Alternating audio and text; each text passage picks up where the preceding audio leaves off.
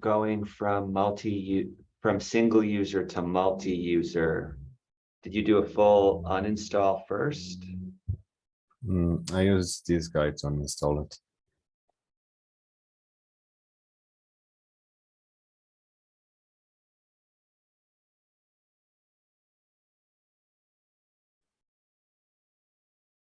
So you did the completely uninstall step.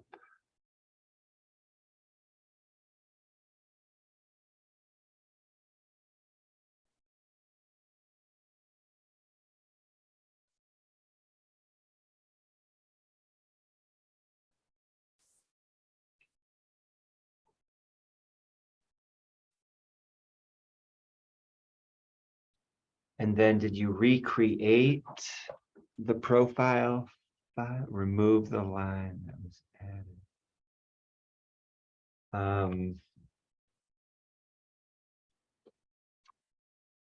Hey, Roberto. Hey, Lucas. So we're troubleshooting Sebastian, his change from using the single user to the multi-user Nix install. And he's getting an error in his operating system. Can you show that error again, Sebastian? Yeah, sure. When you go to open up its target. So this is an alias to a file, right? Mm-hmm. And so what was it pointing to, Nix? So when you just try to what happens when you navigate that directory path right there? No clue where would it be.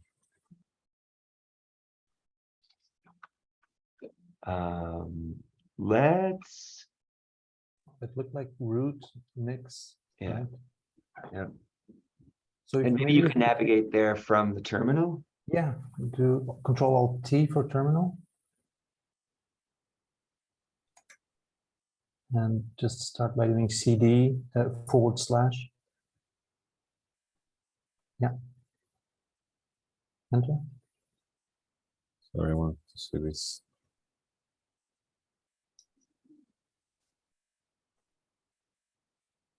So now, instead of being in the tilde folder, you're on the root folder. Then you see it says Nix. So if you do ls on the terminal, you should see a Nix folder there. Yep. Okay.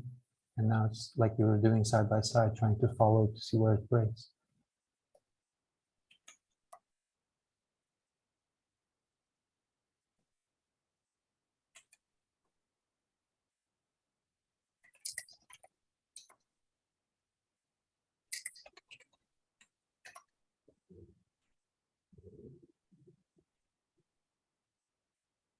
Okay. So when we get to the per user, maybe we're talking about the multi-user, no? Type of setup. Yeah, it's multi-user. Because if it was not per user, multi-user, probably wouldn't have that per user type of situation. So probably that link you were trying to click in is a remnant of, if that's the word, sorry, of the multi-user setup.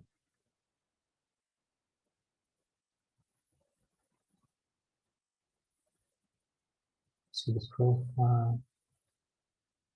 So the name on the right side is actually, it does exist on the left side. So you have Sebastian in profile.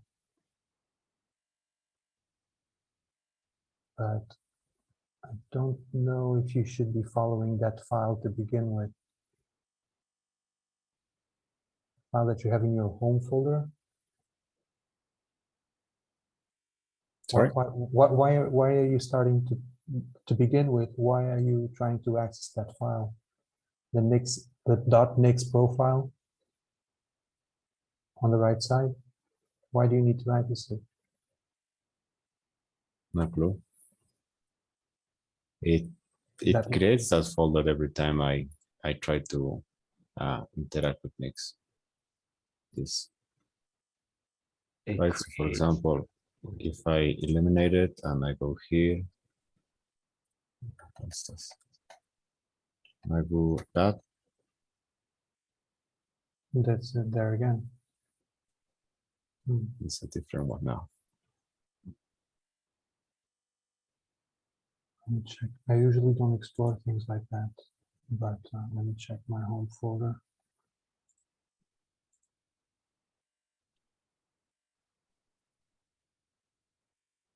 Yeah, I do have one of those. It's working now, right? Your Nix profile folder, it worked. Yeah. And the other ones have disappeared too. I don't know, I guess that fix it. Maybe we just needed to recreate it in some way. So Yeah.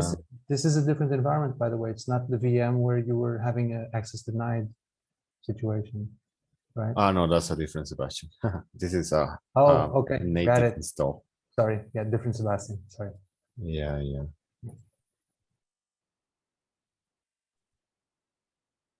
I was reading about the error, and some people said that you had to recreate it,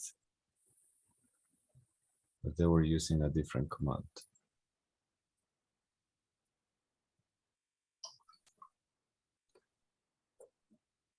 Well, I guess that does it, right? Yeah, try to move forward from there and let us know. Awesome. Thank you. It's enough Hey, to cross our Lucas. fingers anyway. Yeah, But yeah, definitely keep us posted, Sebastian. I want to hear what happens next. Yeah, on the video about installing the node on a Ubuntu server, is that up? I could not join the class. So we ended up having a high level conversation more about the goals of the course and thinking about why and how we might want to provide that. So we didn't actually create an instructional video during that conversation on Monday. Ah, okay. Yeah, so I do think we need a separate video just for people who are brand new to setting up a remote Linux machine. But once that machine is set up, all of the documentation that's already provided about installing Cardano node or installing Nix will still apply, right? You'll be doing everything in terminal, just remotely on another machine. Oh yeah, precisely. So yeah, I think it's worth getting that up. I've been dedicating most of my time to finishing off some of the building background knowledge modules that have been going live. But yes, Lucas, I'll make a note of that, and maybe you and I can get together and work on that. about the cloud one. Yeah. Yeah, looking forward to it. Yeah. All right, cool. By the way, this person approached me about setting up a bot. Remember? Can you refresh what that was about? Because I'm a bit confused. Is it for Discord or for what? Was that Dagwell? Exactly. Yeah, he has experience using the Hazel bot, Exactly. which is a tool that allows you to control Discord channel access with Okay. Cardano tokens. It would be cool, both obviously using that is really interesting, but I'd be even more interested in kind of like tinkering under the hood with that and making that something that we can talk about in these sessions. Okay. Because I must have been zoning out when you guys contextualized that, and now now I know what we're talking about. Great, thanks. Awesome. Thank you. That's awesome. Cheers. And Lucas, I've set that up on a couple servers if you have any Okay. Oh, great. Do we have any functional specs from our side? What do we want to do as a POC for that with that? For example, we have the 2020, we have the summer 2022 token, but that's on testnet. And we have some tokens for the trainers. Can you imagine any scenario where we could use to start that up using the Hazelnet bot on our Discord? That's so there, the short answer is yes, absolutely. And this is something that I would want to engage people who are actually studying PPBL along with us to make some of those decisions. What kind of access do we want? What kind of perks would be interesting to Okay. embed on any sort of community token? Okay. And everybody, coming attractions, module 203, which is called minting NFTs, or 3 ways to mint an NFT. That's Yeah. really a trick title. Okay, just let's bury the lead here. That NFTs module is not so much about NFTs as they currently exist, but about the 2 things that enable NFTs on Cardano: metadata and standards. So we're going to jump into both of those topics in module 203. We're going to see, yes, how metadata and standards are used to create Cardano NFTs as they currently exist, while at the very same time, we want to push the conversation beyond that and think about other ways we can use metadata and how we can contribute to the development of ongoing standards. And a playground for that Would is be for the us Hazel. to think together. Yeah, for example, Hazel, Cool. right? But So- generally, everybody who completes this course is going to get a token that says so on mainnet. It's up to us to decide what information is embedded in that token. So that work launches with module 203, but then we'll be collaborating on that together to make some decisions about it. I'm Okay. looking forward to that. Great. Great. Yeah. Cheers. So I don't know if he's changed his business model or not, but when I had initially set it up, he was in beta, and then he went live, and he said when he went live, to use the bot, you either have to pay, a monthly subscription fee, or have, I think it was 5,000 ADA staked to the stake pool. And once you have that, you get free membership, essentially. That seems fair. Yeah, that's Yeah. cool.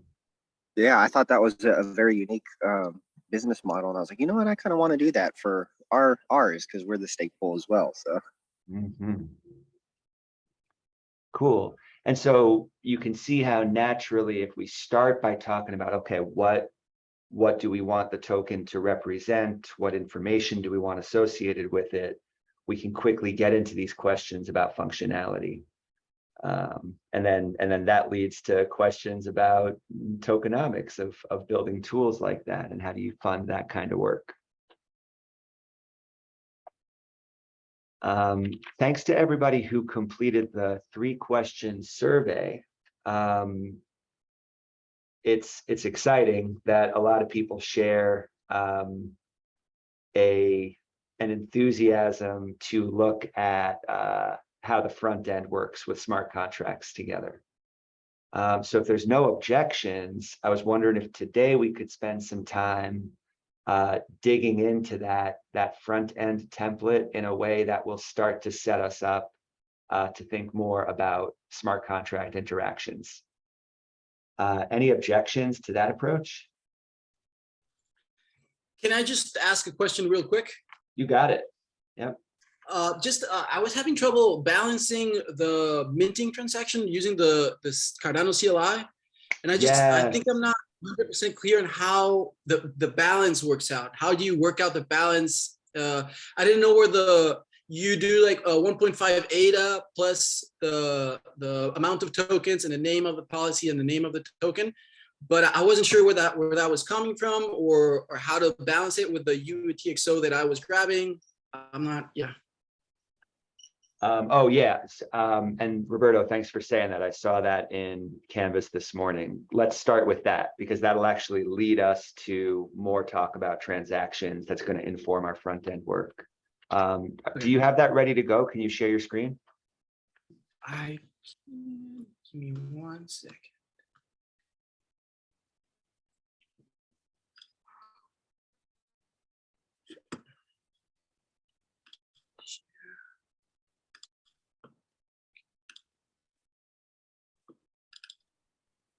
Okay, can you see my screen? Yeah, it looks great. So this is the transaction I'm trying to build. It should be right here, right? Maybe I can look at it here. So this is the transaction, right? And actually, can you command plus just a couple times to make that text Oh, a yeah. little bigger? Is that better? Yeah, that looks good. So this is my TXN. I mean, I can do echo, but my TXN is, I grabbed these two TXNs because I thought, well, maybe I'm not grabbing enough to pay for the 1.5, although I don't know why. And the rest is pretty much the same. So I grabbed the minting, the minting wallet and the wallet again, and then I grabbed the protocol and I have my native assets. But when I run script here, I get this error. Right. So actually, this is a fabulous error to get. The most important part of this error is actually the plus 15, and then you see the 40B native asset. Yeah. The reason this is happening, is this the same as the token you're trying to mint right now, or is it a different one? It's a different one. Yeah. So the reason this is happening is that the UTXO you're using to pay for the transaction also has some additional native assets in it. Oh, that's what's not balanced. Right. So two ways to fix this. Can you think of, before we do one of them, can you think of two different ways that would help us? So I can just use one of these UTXOs that doesn't have any tokens. Bingo. That's the easy one. Yep. Yep. The other one is just add this to the balance, right? Add the 15 tokens to the balance. Exactly. You could put those in an output, which is probably a tiny bit more work than we really feel like doing right now. Yeah. Or you can your first thing you noticed would be just to use a UTXO that doesn't have extra assets in it. I can try that actually, because a TXN2, I believe, is one that has.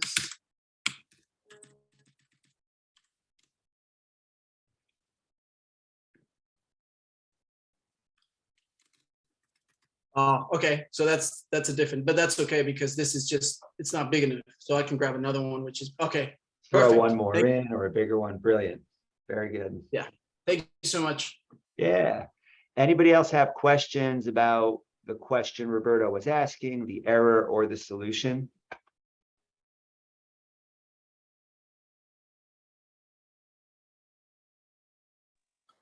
Sorry, James, I missed that question. What was that? Just any questions about what we just saw there?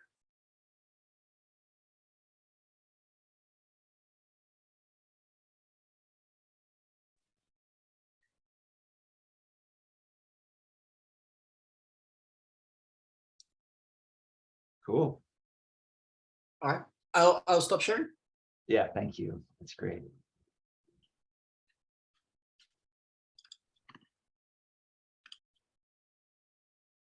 Okay, so hey, Mix. Hey, A's here. What's up? Hey, you had a provocative playground presentation or town hall presentation yesterday. How'd it go? You might be just listening. Nicholas, good to see you. Dom, good to see you. Hey, Sam. All right. So first things first. As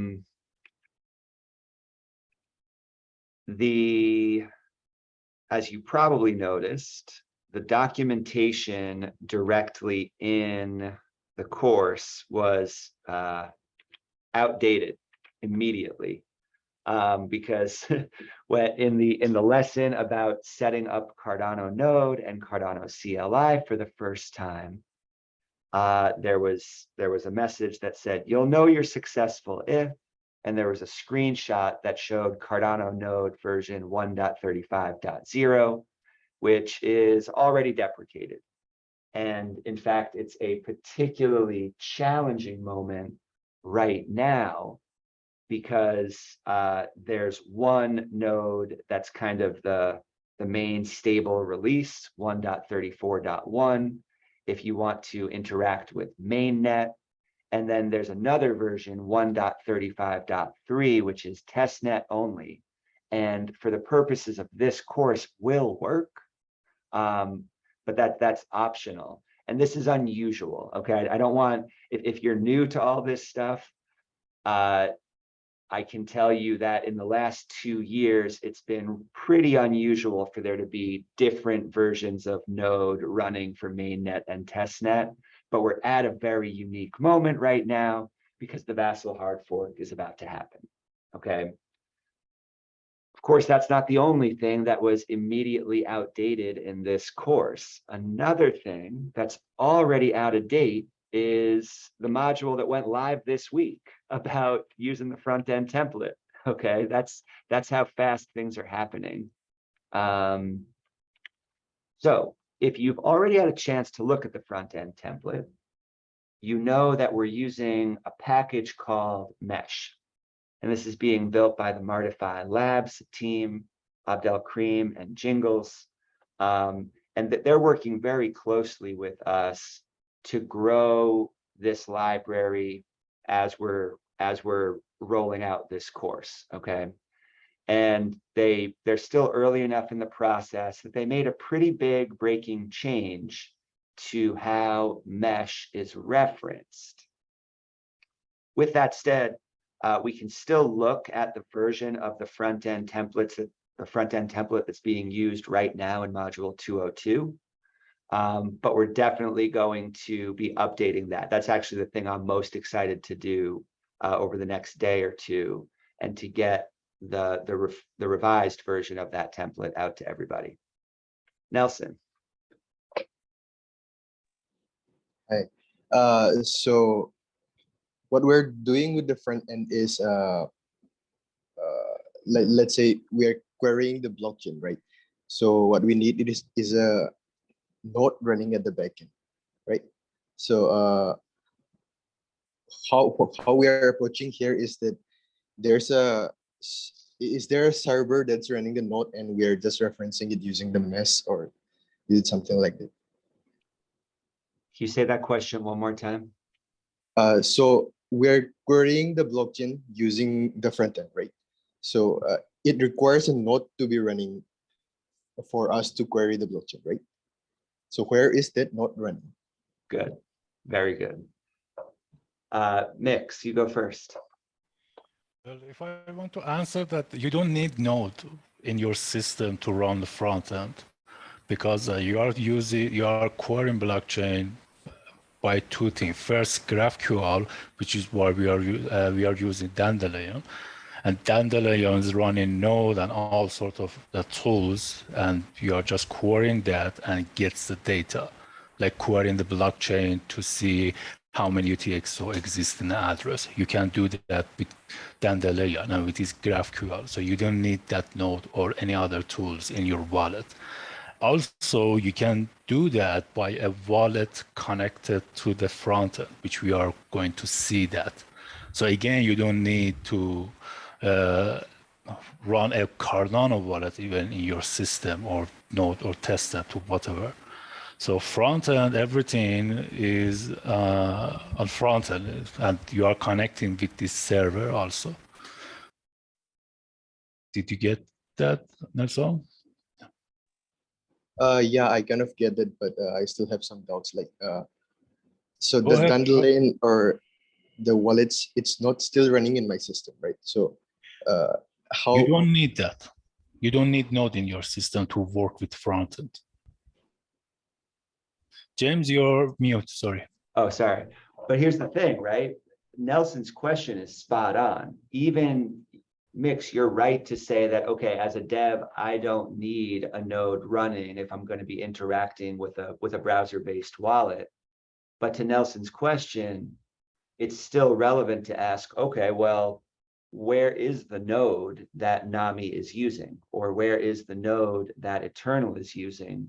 Or in the very same way, where is the submit API that any of these browser-based wallets or any other tools you're using. Well, in case of Nami, as far as I know, they are using Block Frost. They don't even run the node by themselves.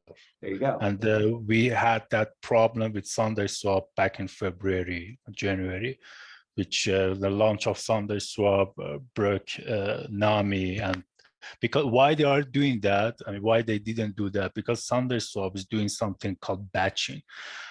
So we had kind of a problem of concurrency. Several, you cannot interact with the same UTXO at the same time. It has to be, you cannot do that. So if a transaction is getting some input as a UTXO and doing all of this transaction, that needs to be finished, then an output produced, and then you can have that. So this kind of create a problem with this. So the wallet, like Nami, started to do some batching with SundaeSwap team and IOHK. These are old time, I mean, around 5 months ago. And they didn't want to put pressure on their servers, so they contacted Block Frost, and they got more server to run node. So they didn't even run one node, they ran several nodes. So each transaction would submit to each different node. But about Eternal, I don't know, maybe they're running node in their system, if you guys know. But yeah, someone in this network has to be connected to blockchain via node. And if you want to do something in your system, for example, you have to run it, the node in your system. But in front-end template, which we are introducing module 203, no, you don't need node. But still you have node and you need to deal with node in future module. I mean, don't forget. And the key So thing, if I'm, go. yeah, go ahead, James. Again, the key thing is there is a node running somewhere, and there's all sorts of very big consequential questions that we could dive into right now about the neutrality of who's running which node and what are the relative benefits of being closer to the node, for example. That's a huge area of concern. And security. Yeah, we can for now, I think it would be best if we acknowledge that is a concern, but start learning the tooling that's going to pull us closer and closer to those concerns. Does that sound fair? Yeah, that's good. So if I'm correct, okay, so the problem I'm having is that I'm not familiar with this TypeScript files, and I think for rendering we're using TypeScript files, right? What I'm familiar is with HTML and those things. I'm still not even much familiar with JavaScript, so I have to learn that. But if we're correct, so we are just referencing to the APIs of these wallets that we are supporting for the template that you guys are providing, right, for the module. Yeah, there is always a library normally. Oh, so here I can see Block Frost, so we're using it. So is that it or something else? Sorry, and I just got distracted by the chat. Lucas and Tom, thank you for going to that call. And Sorry, let it's us my know first time there. I'm just gonna take a peek. Awesome. Yeah, good. Let us know That's a if you're- great space to see fight between the people and the centralized. So all this talk, when James keeps saying, you want to start a fight about this, you want to start, that's the place where they happen. Yeah, exactly. Well, That's so a place. we've done this before. We've taken field trips to the SPO calls and to different IOG technical calls. If everybody here would rather just go there and listen. I'm just gonna take a peek and toggle between windows. Yeah. But yeah, Lucas, if you could share, can you share a link to the IOG server? Of course, yeah. Thanks. They're hosting in their Discord or they are doing Discord, somewhere else? supposedly. Yeah, usually, yeah. There we go. So no harm if anybody wants to go check that out. And if everybody bounces from this call over to there, I'll follow. But we can also hang here and start looking at some of these front end concerns. Do you think it's like a slow starter there? It's gonna take minutes to start, or? Maybe I don't know. just Yeah, hop there in 10 Yeah. minutes or something. You Okay. can check. yeah.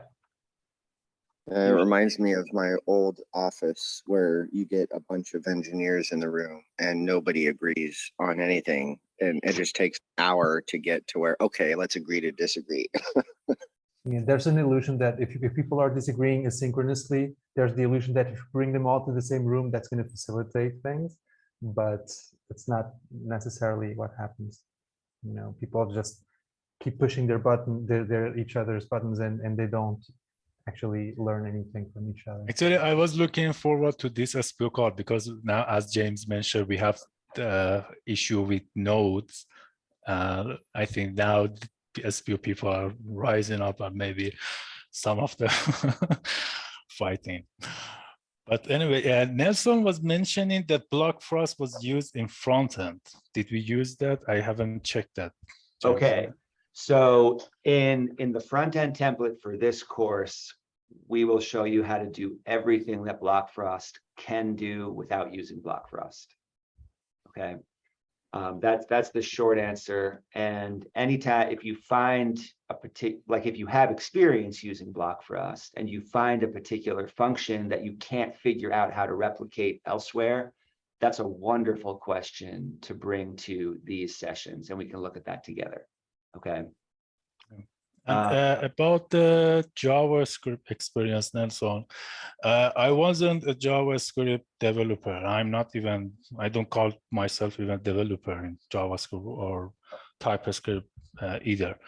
But my suggestion is just get your hands dirty. Just go through this front end, think as much as possible, search each function and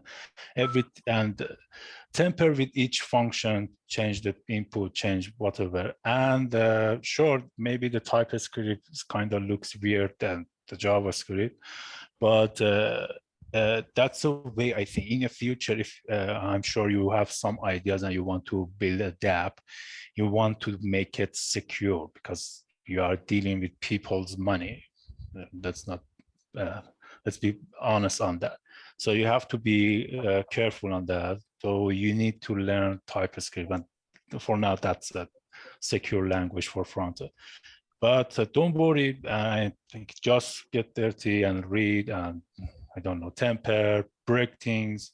By time, just give yourself a time, and this will, in my opinion, sink in. It will get old in you, and you will get familiar, or this is the file, this is. But most importantly, what the front end is doing is about a Cardano serialization library, which we are now using Mesh, a library that connects with a wallet. This is the same principle happening in Ethereum too. An Ethereum dApp is a normal web, like a Web 2, but it has one extra thing, a library that connect with, for example, MetaMask, or in Solana connect with Phantom. So there is a library that create a transaction or interact with that wallet, and in behind the scene, that wallet mostly interact with blockchain. But in Ethereum, for example, there is a way to call a function on blockchain, but this is not the case in Cardano. But anyway, so what I was saying that try to focus more on the library that track and interact and build these stuff and transaction with this wallet, which is not Nami or Eternal. And then everything else is just front end. There are many courses that you can read and watch to learn how to develop front end. What I've used before is a Python web development framework called Django, and what I'm familiar with those types, the files they're dealing with are still HTML, CSS, and JavaScript even. So I've used a couple of Bootstrap, they have some JavaScript, and I have used those kind of things, but I haven't written the JavaScript myself. So when I'm seeing here in React, so these are not HTML files. I just noticed it. So the rendering are different. So when I try to look into what library are we using, what are the things we are calling, like the API and stuff. So it got me a little bit confusing. So that was the problem. Yeah, I will read as much as I can. That's all. By the way, about the learning, you need to learn about React too. That's React or Vue.js. Either there is a discussion which one is better, but React is more general because you Yeah, can sure. start mobile development with React Native too. But anyway, the technology and this obstacle are mainly about the front-end developer. If you want to be a front-end developer and you want to be app developer, yeah, you have to focus on this. If you don't want, you can just get the general idea and get familiar with the logic and business logic of this front-end mostly. Yeah, it is in my to-do list. Like, yeah, I'm going to learn React. That's in my to-do list. Curtis, what do you say? I actually had a couple exploration questions. One regarding the front end, and then one regarding the mesh library. On the front end, so say we create a Plutus script or a native script and create the script address for it. Then we want our front end to, interact with it, say consume a UTXO or deposit. I know deposit is probably a different story, but consume a UTXO from it. If we're not using our local node and we're using the API endpoint, then that means we need to feed our script to the front end, right? Yeah. To hold it in a file or somewhere. Yeah. So it has to exist somewhere for the front end to then submit it within the transaction. In our case, yes, but I've seen it in, for example, JPS. So they are sending a different kind of Plutus code to a different kind of what you want to do. So they are sending this data, which is costly, especially if the contract is big, but that's possible too, from the back end to front end. Oh, okay. Yeah, so that's how Snap really is doing it. We're trying to find a different way. Okay, so the second question was, James, you mentioned there was a breaking change in the mesh library. Is that related to the new serialization library that was just put out that Mix shared, where they updated the encoding or the hash, the TX hash? That's on their roadmap, but no, this change is just about a design decision they made because it's still very early and they wanted to make it before it was too late. So I can show that, and yeah, I'm going to change the template for that. And anybody who wants to do just an extended, like watch me stumble around in some JavaScript and update the template, I'm happy to just sit in the Discord room doing that a little bit later today. I'll ping everybody as when this meeting is over, or just let you know about when I'll be doing that. But let's look at both of those questions, Curtis. That's a really good place to start. I'm going to start just briefly with the breaking change to mesh, and then look at the surprisingly low tech way that Plutus can be integrated with a front end, and then we'll see where we go next. So all the content in module 202 is still relevant, and the link to the front end template still works, and you can use it confidently. Okay, it's still worth it to start playing with this, just to familiarize yourself with a couple of concepts. And then I'll push the latest changes today. I would recommend don't go too far building your own stuff in this template until I ping you later today that the updated template is ready. Okay. But if you've already been working on 202, it's a fine use of time because you're building out some initial concepts. The change just has to do with the way that mesh is going to be imported and used. And there's a couple of sets of functions that are going to make it even easier to use mesh. I'm really pumped about this. So the way it was and currently is in the front end template is you import mesh, and then you can call functions like this, mesh.wallet.function. Okay. If I navigate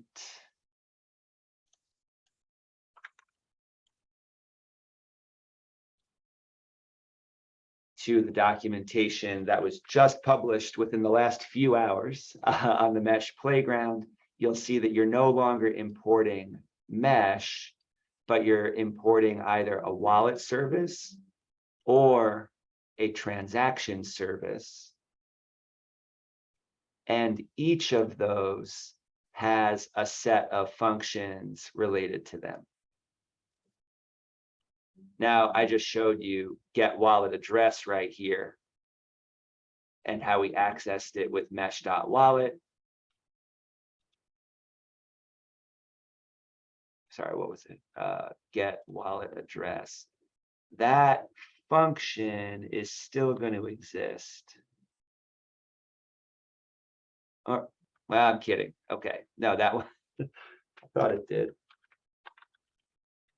No, okay, so that's why it's a breaking change. But some of the functions are going to be unchanged, and so get wallet address, it'll be a little bit different. I saw you get used address. Yeah, there's a few ways to, we can get the change address, rewards address. Okay, so it's been broken up into these multiple parts, used, unused. Okay, so it's a little bit, it's finer grained, but more effective control over which address you're getting from a wallet. This is eternal style, James, not Nami. Well, okay, no, all the functions are available to anybody, but some of these functions, you're right, are irrelevant to Nami. Like, I guess, well, and that's what we have to play with, right? If I use Nami, well, that's what happens. Yeah, that's Oh, the question. and I don't If you have the want to use playground set up. Nami, Oh, here we go. Connect wallet. I can connect my Nami. And then I can run get rewards address, get used, or get unused. Nami just doesn't have any unused addresses because it's a single address wallet. Whereas if I had connected to an eternal wallet, which I don't actually have in this browser right here, right? That button would show up dynamically. You'll see how to do that in the template as well. And eternal would expose both used and unused addresses.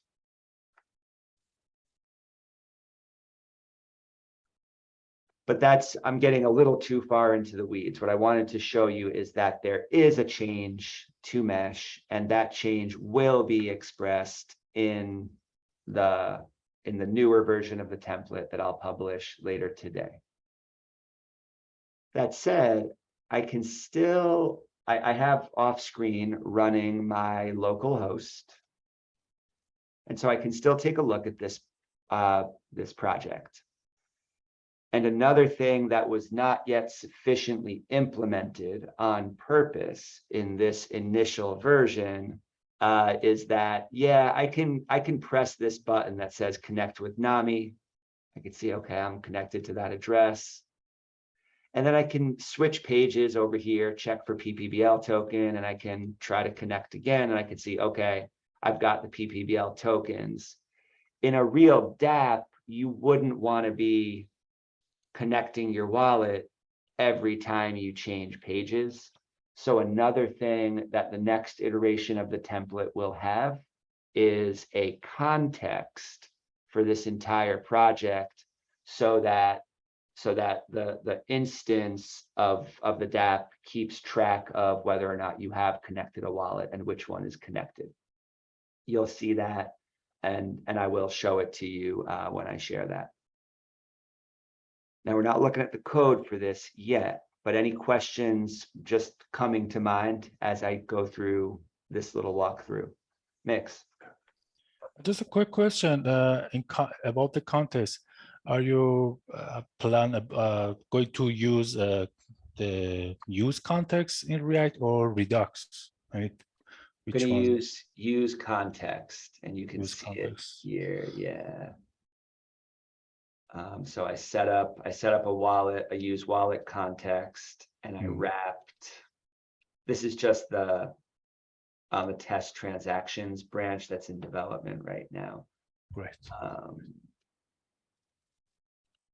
So the whole app is actually wrapped in, look at this, 3 different providers. So just if you're new to web development, if you're new to React or JavaScript, the idea of a provider is a really powerful concept.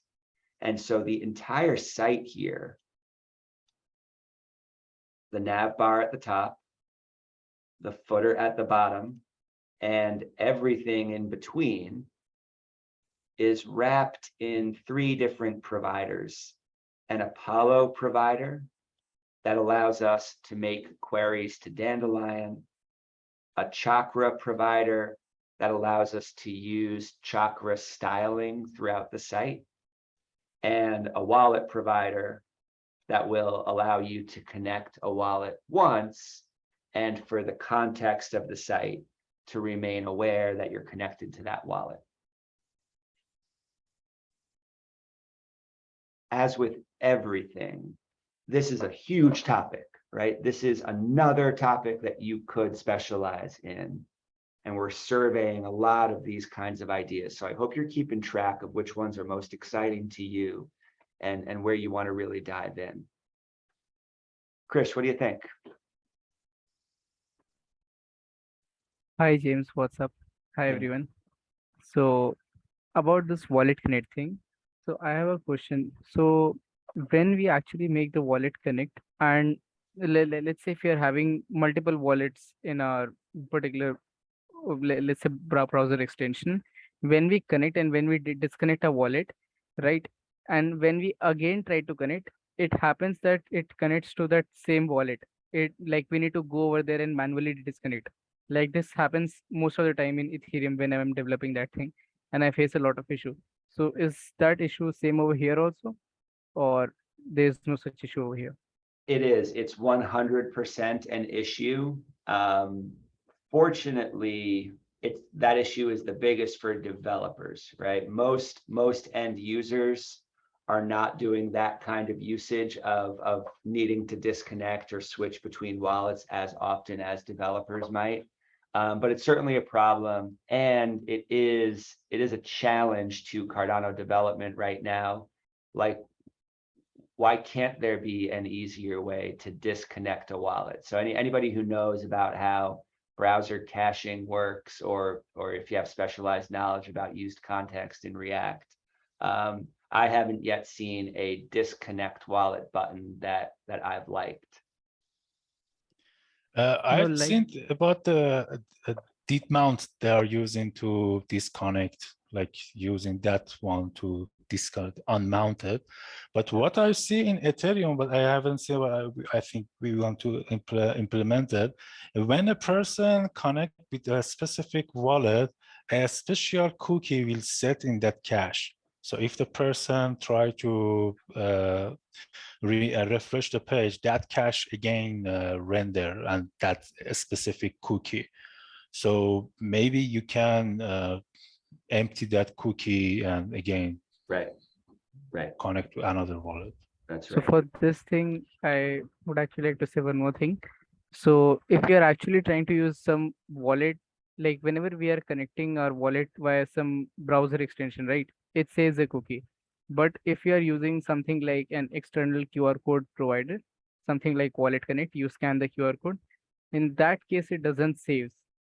So I think it's something to it's related that the connection is actually stored somewhere in the browser extension or somewhere in the local cache folder.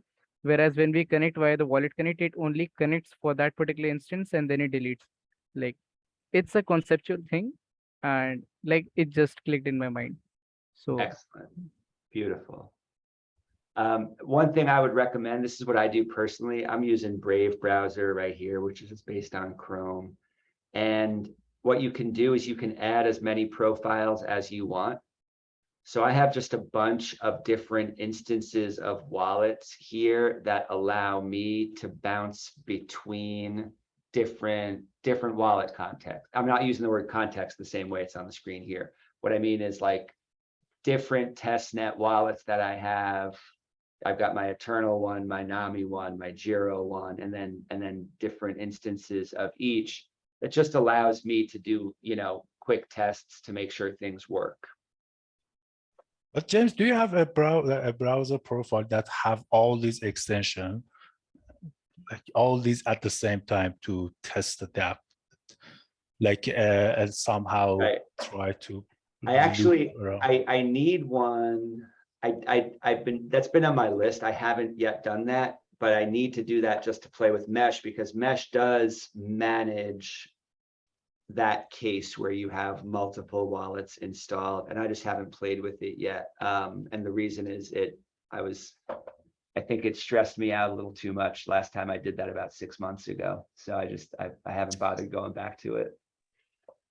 And I don't blame you, James. So that's my primary. I do the same thing you do. I have multiple profiles, one for each wallet, and sometimes just a different wallet, one for each wallet extension, and sometimes one for each wallet. But my primary has everything, Phantom, Eternal, Nami. And I almost wanted to just get rid of that as well.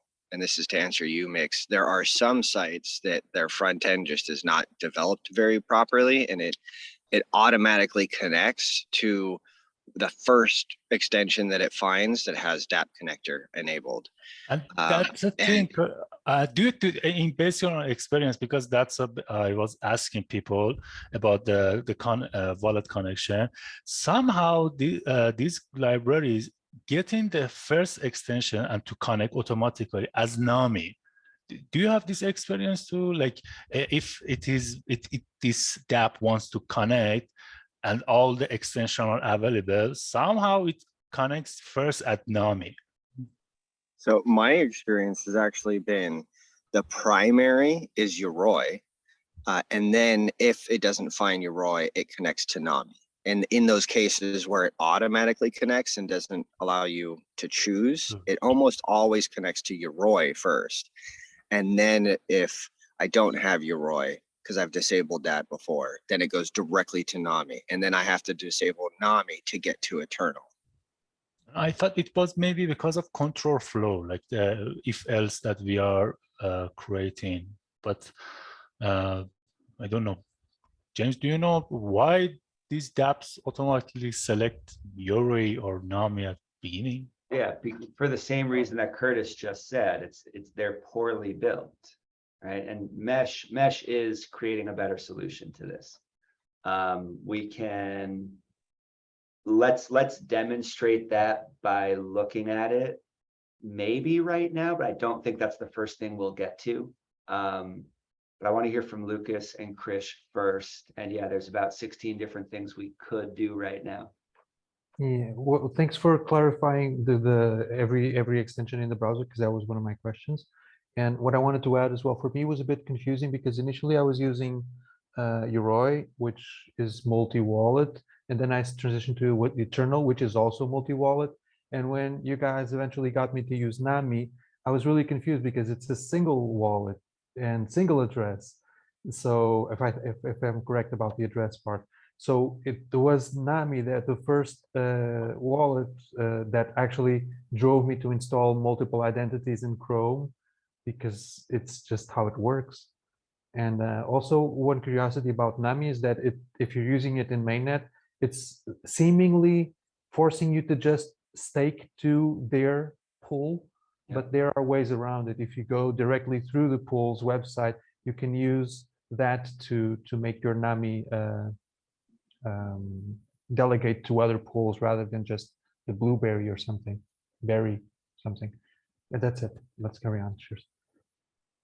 Some people did complain about that he's kind of forcing your users to stake with them. Some people did not like that. I'm not a fan. Build of your it, own but wallet. There's only one answer to that complaint. Build your own wallet and do the same thing he's doing. I'm He a has fan of every Venmo, to right. be He honest. built a tool for the community, and he absolutely has the right to make it default delegate to his pool. I feel very strongly about it. I recognize there's other opinions on that, but that's absolutely his right. And NAMI, I mean, we start with it with this course because it's a really easy tool. It's just it makes it really easy to test your ideas as you're building stuff. But hopefully people are thinking for themselves enough to recognize that NAMI doesn't do everything, right? That's why there's a variety of wallets, and it's on each of us to kind of figure out, okay, what do we need a wallet to do? And then choose from the array of tools accordingly.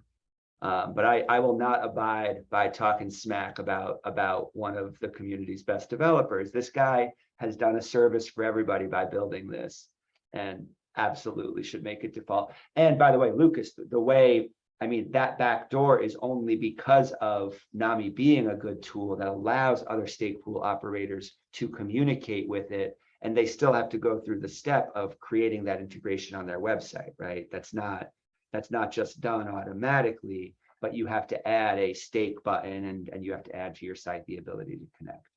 Yeah, cool. Yeah, I agree I with think you. the It's like issue here is they have not the so right to do much- what they want. Yeah. Sorry, hey, you're coming in real hot. Oh, am I? Oh, sorry. Yeah, no, I just want to sort of, I suppose, give a slightly sort of tangential take from what you just said. I think, yeah, there are, yeah, he has a right to do, whatever, inject, all sorts of different, attack vectors even.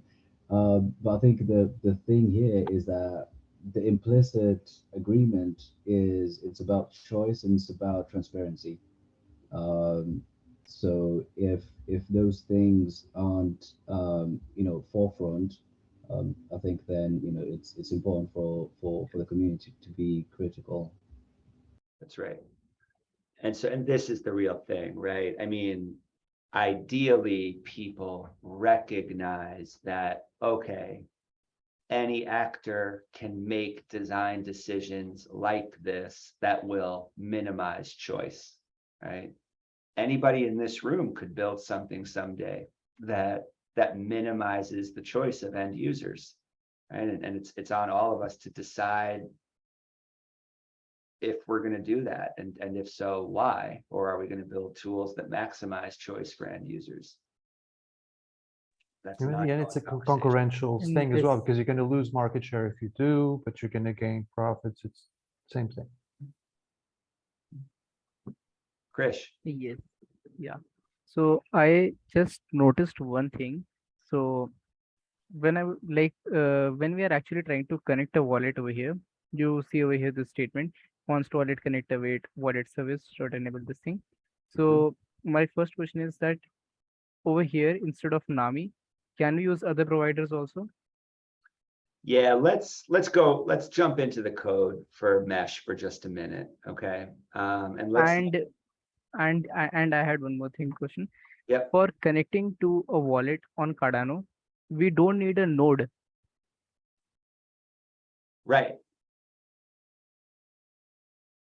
Then how does it work? Because I remember like in Ethereum, you basically need an RPC node, something like that.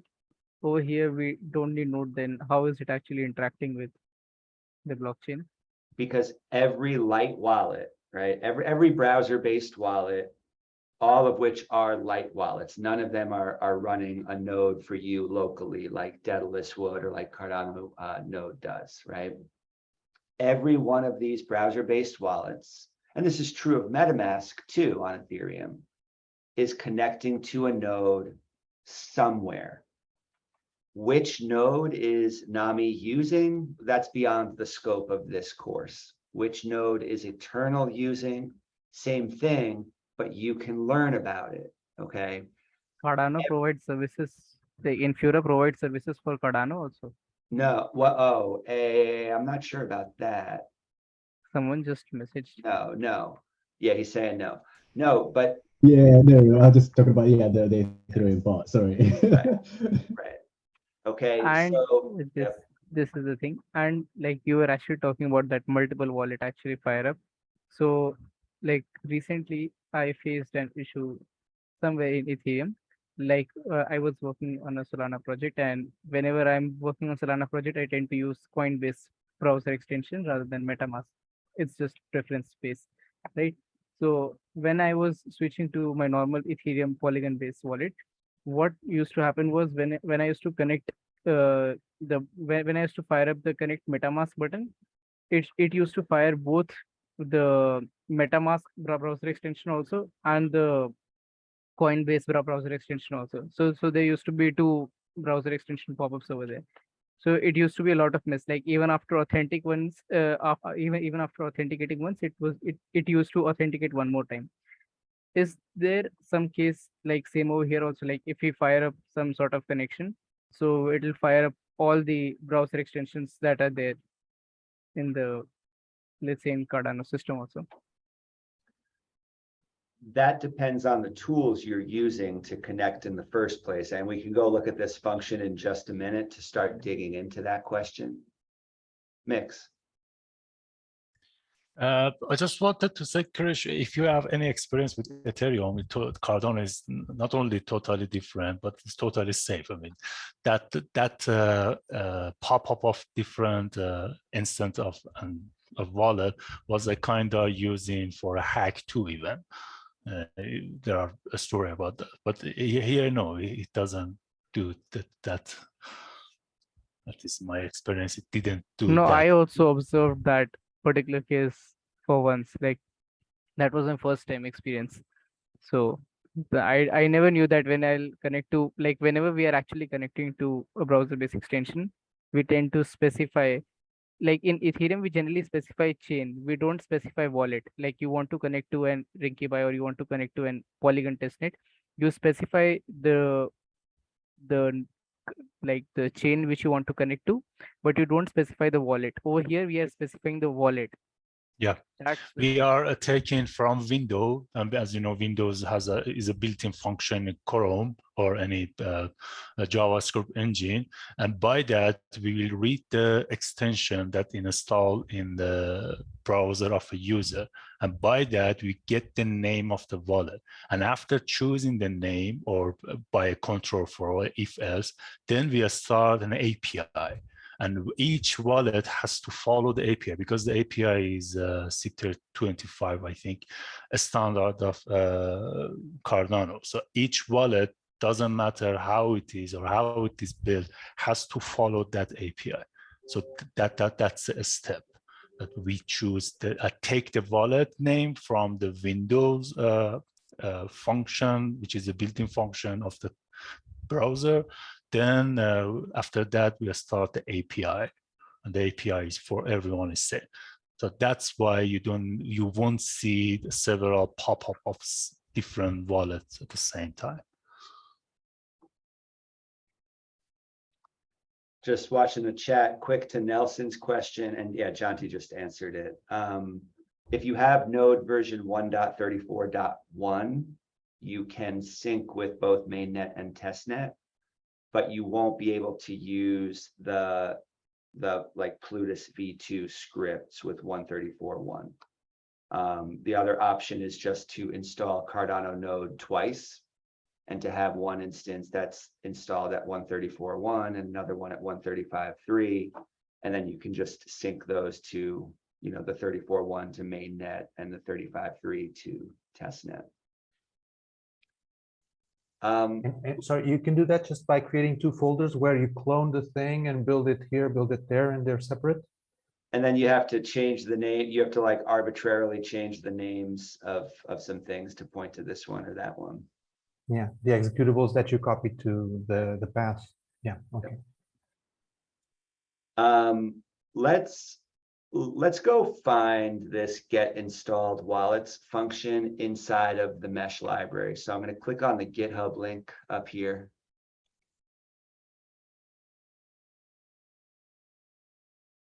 "12 hours ago, woohoo!" you can review the code for the whole playground site, that demo that we were just looking at, whoops, by going into packages and then demo, but I'm going to go directly into the module. And what I'm looking for is wallet service. Let's see if I can find it. Wallet service, what's that? Okay, so here we are. Make this a little bigger. All right, what does usage look like? Import wallet service, and then we can use wallet service dot get installed wallets, or et cetera, et cetera. So let's look at wallet service dot get installed wallets. Wallet service dot get installed wallets. That's right here. What does this function do? Well, we've got a little bit of TypeScript right here. I want to circle back to that in just a moment. Nelson, you mentioned that before. But we have this logic. Well, if it's, can't see any, return nothing. And then just filter through the list of supported wallets that are exposed in the browser here. What this returns is an array of wallet names. And wallet is a type that's defined over here in common types, along with some other types. Now, the point is, if you're not a JavaScript developer, the point is not to race to understanding this code perfectly, but just to recognize that we're gonna look through this list. It's currently limited to these 4 options. We're going to just check if any of those are installed in the user's browser, and then again, return an array of those names. Those names can then be used in the enable function, which is here. Enable takes one parameter, a wallet name, which must be a string.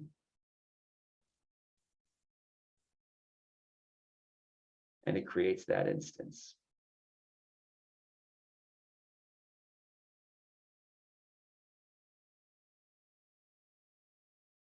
Now there's some TypeScript syntax here. I was brand new to TypeScript probably 6 months ago, and have just been learning it by, I think Mix gave great advice before. Just start screwing around with it, because I feel pretty comfortable reading JavaScript, but the TypeScript syntax felt really intimidating to me at first. There were all these new colons and brackets, and I alleviated a lot of that intimidation factor by reading through the TypeScript handbook here. This is very good. It doesn't take long to read through, just even if you read the top few sections, just to get a feel for what it is, I would strongly recommend this.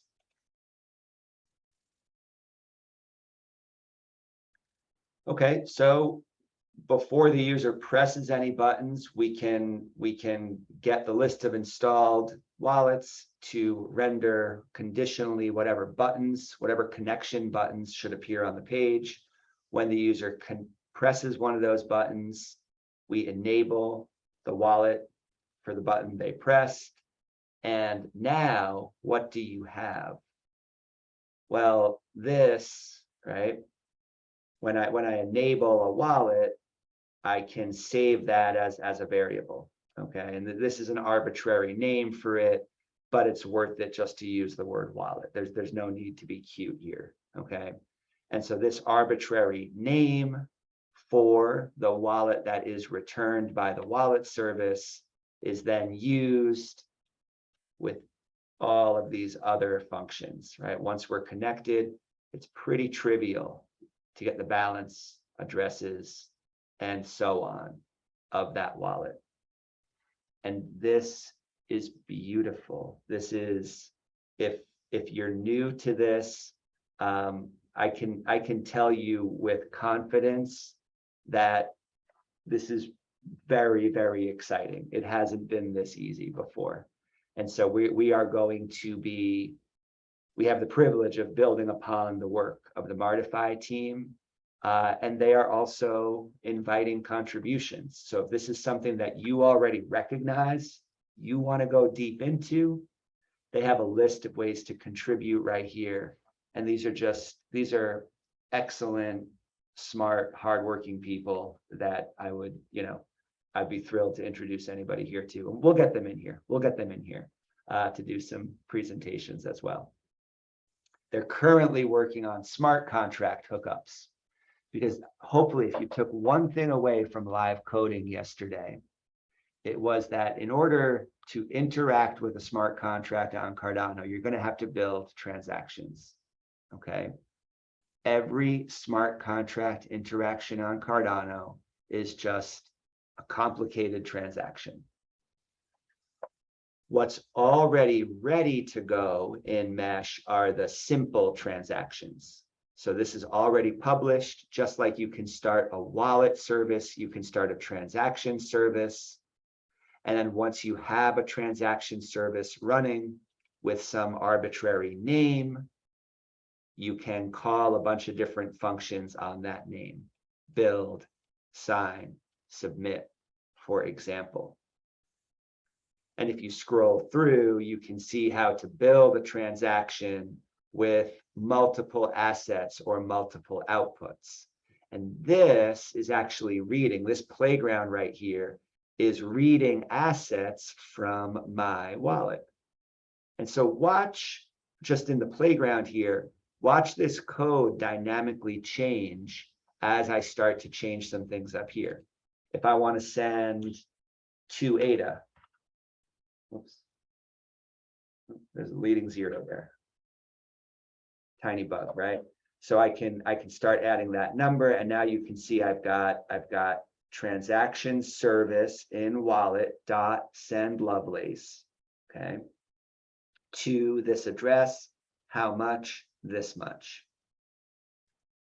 What if I wanted to add some additional assets to that? I could do that. And so on and so forth, okay? Send Lovelace to here, how much, this much, dot send assets to the same address. Send what? An array of different tokens and quantities. I agree, Dagwell. Lucas, what do you think? I'm thinking, looks like this is what Plutus apps should have been. That's it. No? And yes, and hopefully it doesn't stop here. What about the Python developers? We need something this beautiful for Python,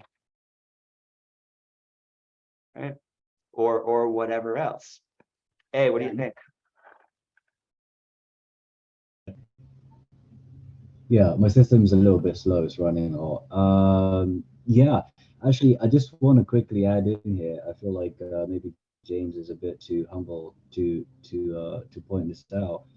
That Krimu, the equivalent to the CTO of Martify, was part of the previous cohorts here at Gimbal. So I think it's important to just remember that we're so early. You can be able to, in a matter of months, in a few months' time, you could be building tools such as this that are super helpful. Yeah, no, I just wanted to sort of, mention that. I think it's quite important. Thanks, man. Yeah, some of the code for Mesh, I forget that sometimes. Some of the code for Mesh originated right here at PPBL. And part of the reason that the Martify team is building Mesh is because you should have seen some of the times we had and you could still see it. Let me find the repo link for some of the older work we did building transactions. But it was messy, and we were kind of building the library alongside the transaction, and sometimes that made it really hard to figure out where the error was happening. But doing all of that kind of painstaking work is precisely what leads to beautiful tooling like this. So yeah, trust me to be a cheerleader for whatever beautiful things everybody here builds in the future. Okay, so we've got these functions. I'm going to start adding these to the front end template, and I will send an excited message to everybody to tell you that it's been updated. But this is not the only thing in the front end template. And so I just want to switch back to the README here. And this is kind of a framework that we're going to keep thinking about together for the rest of this course. When you start to reason about building a Web3 dApp, there's really three places that you're going to get information, okay? One is the user's connected wallet, right? By using a library like Mesh, we can grab all sorts of helpful information. What's their address? What's their balance? What assets do they hold? What are the UTXO hashes in the wallet that's connected, okay? And that's just one of the three places we're going to collect information, but it's local, it's right there. And now that we have tools like Mesh that are actually abstractions on top of the Cardano serialization library, this piece has gotten a lot easier in the last 6 months or so. But there might be other addresses that you want to query.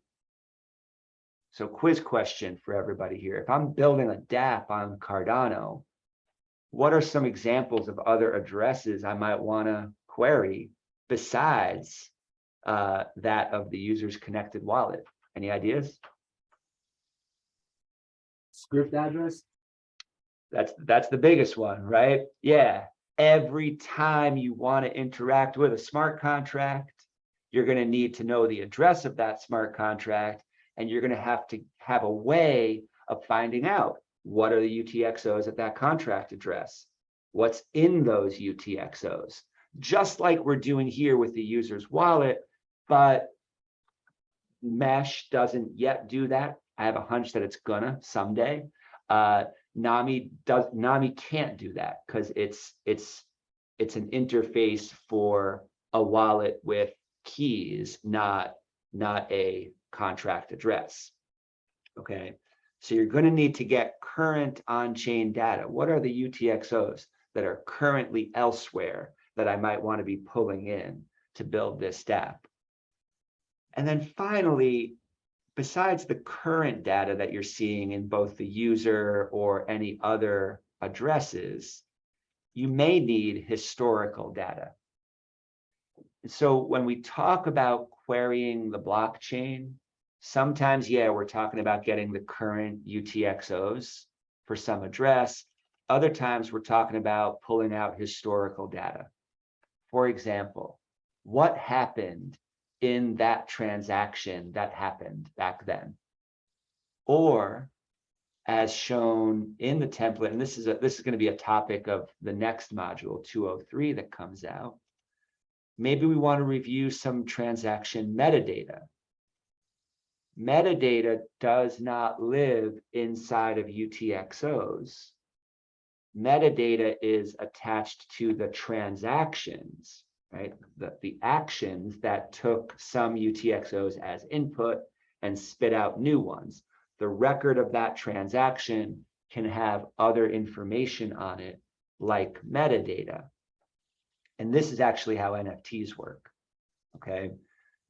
If you look up some NFT that's worth hundreds of ADA on Cardano CLI by querying the address of its holder, you're not going to see any of that information that you see on Pool PM or JPEG Store. You're going to see just another native asset, a token with a policy ID and with an asset name.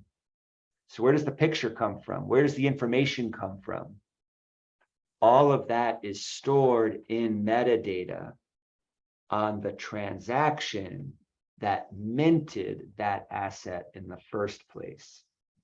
I'm saying all of this now. This is a preview of what you're going to learn more about in module 203. But it's hopefully a tangible example of why you use metadata. And I hope that you're starting to wrap your mind around the idea that the metadata that enables us to view NFTs on Cardano is in the past. It was created when the assets were minted, and it doesn't move with the token every time you send it from one user to another. Any questions about those concepts? So if the data is not attached to the UTXO, but once the UTXO is consumed, it doesn't exist anymore. Data, what's that metadata attached to then?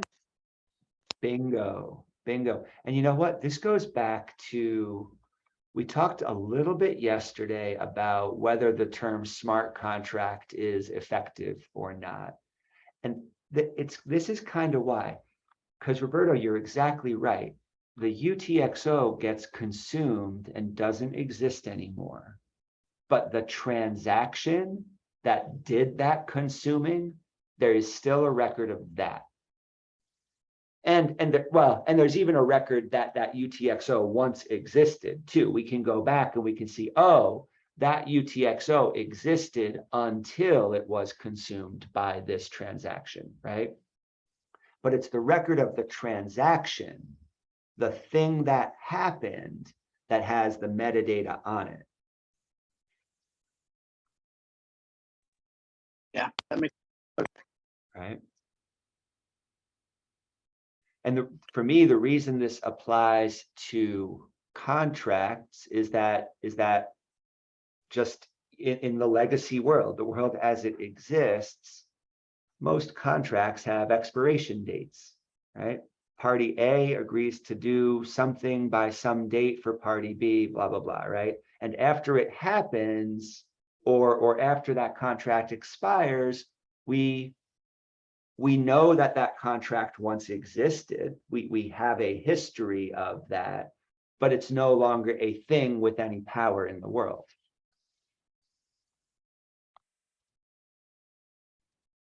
So this is one example of a query. Here's another one.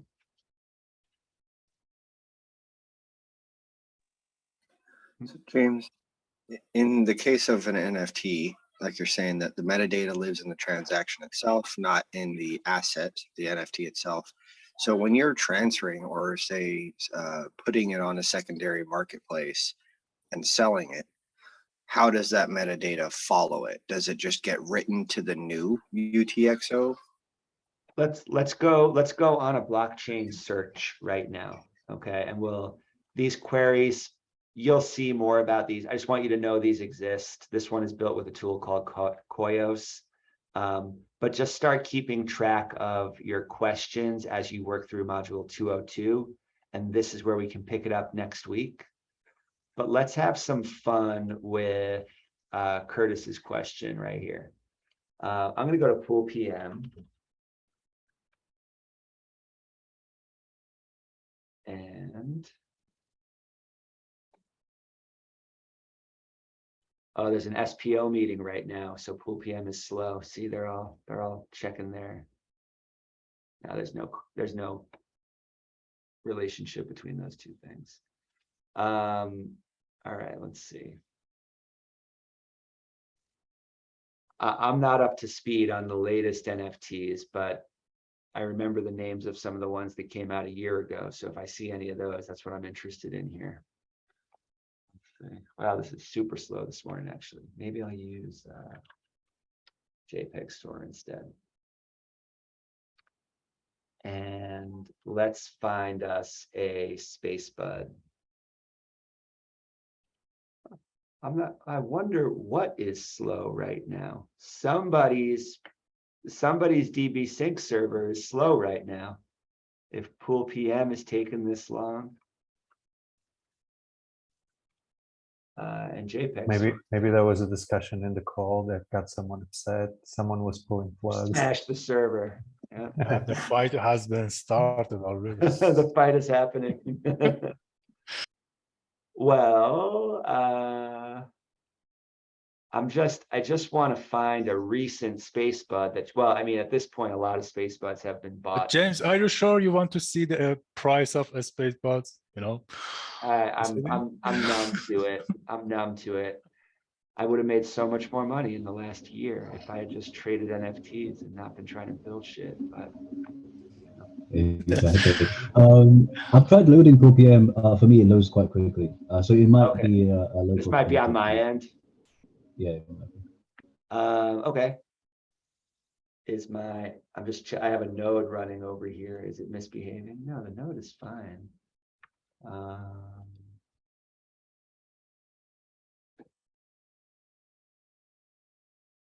Well, the only reason I'm here, can you just throw me the policy ID of SpaceBuds? If you have it running. Yeah, sure. Just give me uno momento. Yeah, because Cardano scan is working fine over here. In the chat. Thank you. Can I just put in an off-topic question? You know it. I'm downloading the Daedalus on the secondary laptop just because I thought let's run the testnet Daedalus on the side, and it gave me a bin file, a 600 megabyte bin file. How do I run this? You're downloading Daedalus from the testnet's website, and it comes with a 600 mega. Is the binary distribution? That's bigger than. Sure? Could this be an image like an ISO file? It should be exit. I mean, it should execute for Linux. Yeah, never mind. I'll figure out. Thanks. Sorry.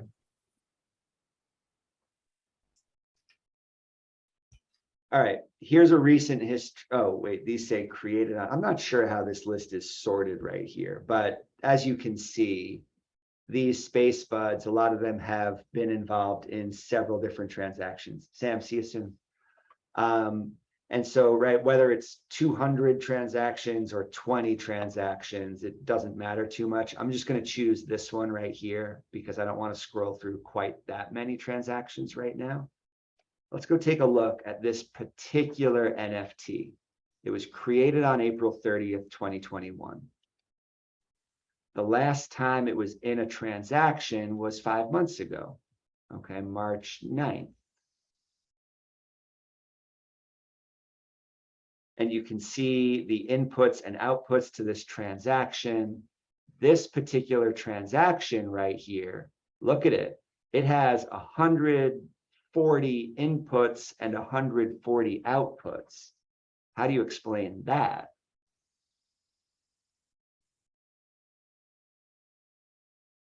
Okay.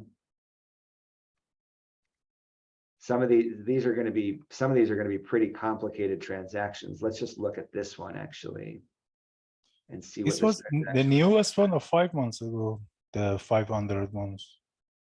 Jesus. This is somebody, all right. I mean, this is how much can be going. Oh, these were assets, not inputs. Okay.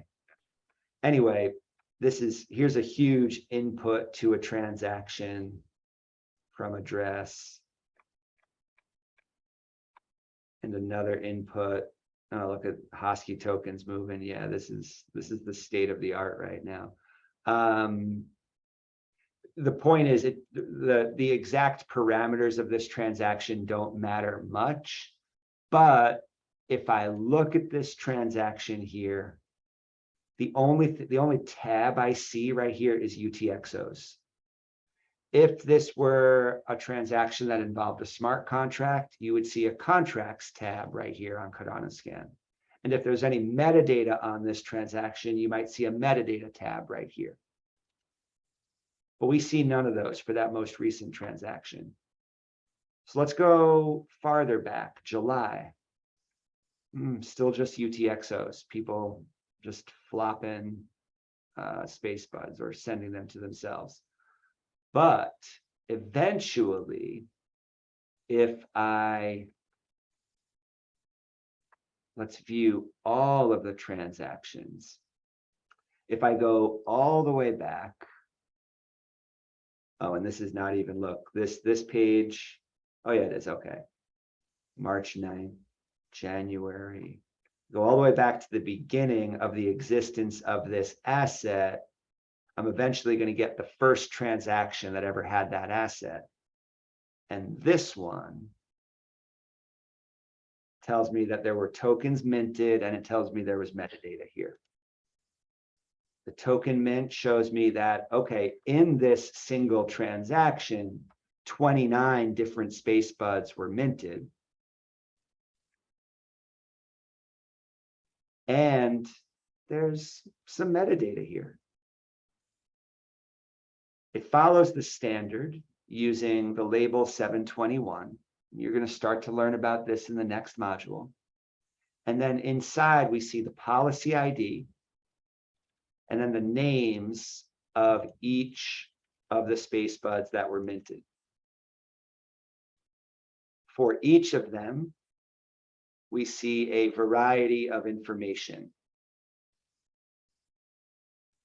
A link to the image, its name, some traits, etc.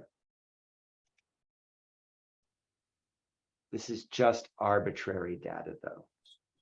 Just usually that image is like public. So if I get that link, I don't need the NFT to access it. Is that it? That's right. Yeah, I don't think I think I need a local IPFS node to view this right here, but let me try anyway. Yeah, I don't have that set up on this browser. But this is a content ID right here that you can use with any IPFS service, right? Okay. I've used Brave Local and for IPFS nodes, and it does work You're pretty. happy with it? Yeah, I mean, just to view it, if that's all I care about, right? I'm not going to press that button without reading the fine print, but yeah, I believe it's probably a fine tool. But the point that I'm trying to show you right here, this data only had to exist at minting time. And the only reason that all of this information here yields something that, you know, that makes collectors want to spend real money on sites like JPEG Store or view all these assets in a way that's really exciting on Pool PM. The only reason that's possible is because builders have agreed to follow a standard. There is nothing at the Cardano protocol level forcing this to work the way it does. The number 721 is not special in any way on the Cardano protocol. It's simply, again, a standard that people agreed to only about 18 months ago. Okay. And since then, that's what we've been using. And the entire NFT ecosystem is just built on that agreement between people to follow a standard.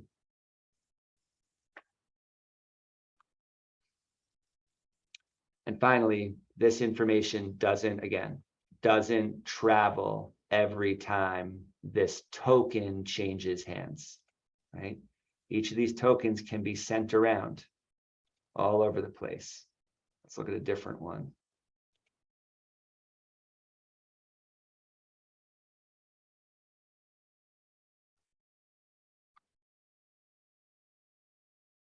$38 transactions, right?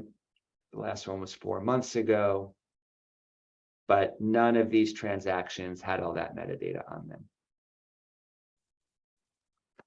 Questions about that?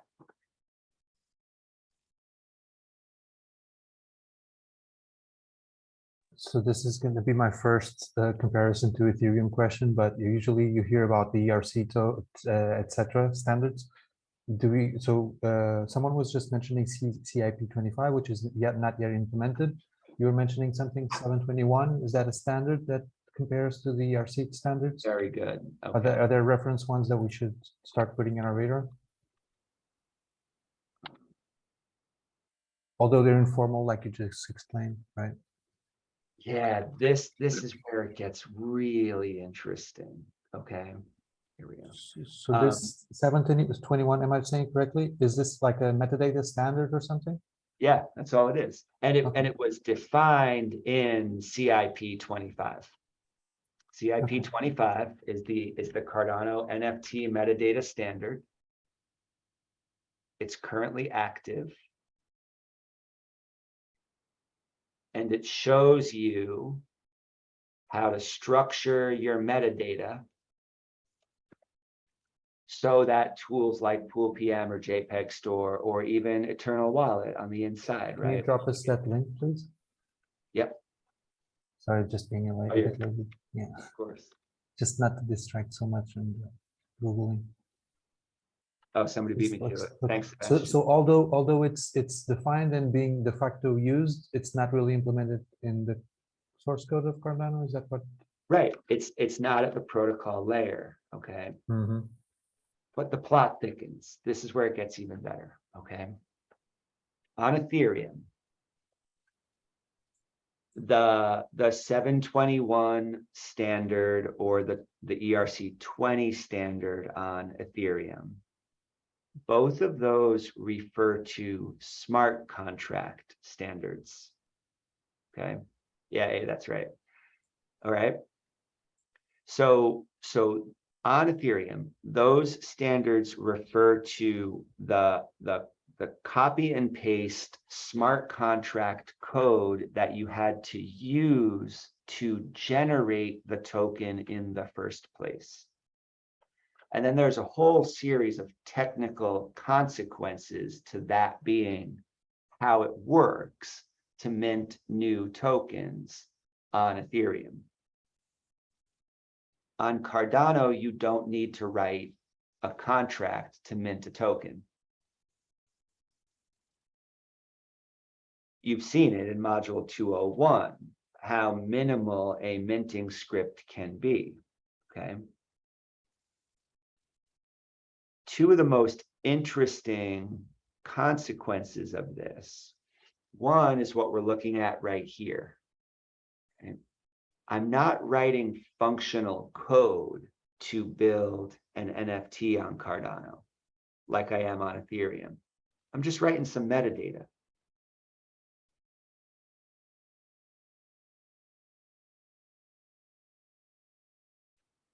There's a lot more I could say there, but I'll make a full stop there. The other thing that's really interesting is that on Ethereum, because every asset has a different smart contract associated with it, it's hard or even expensive to send two different NFTs to someone else.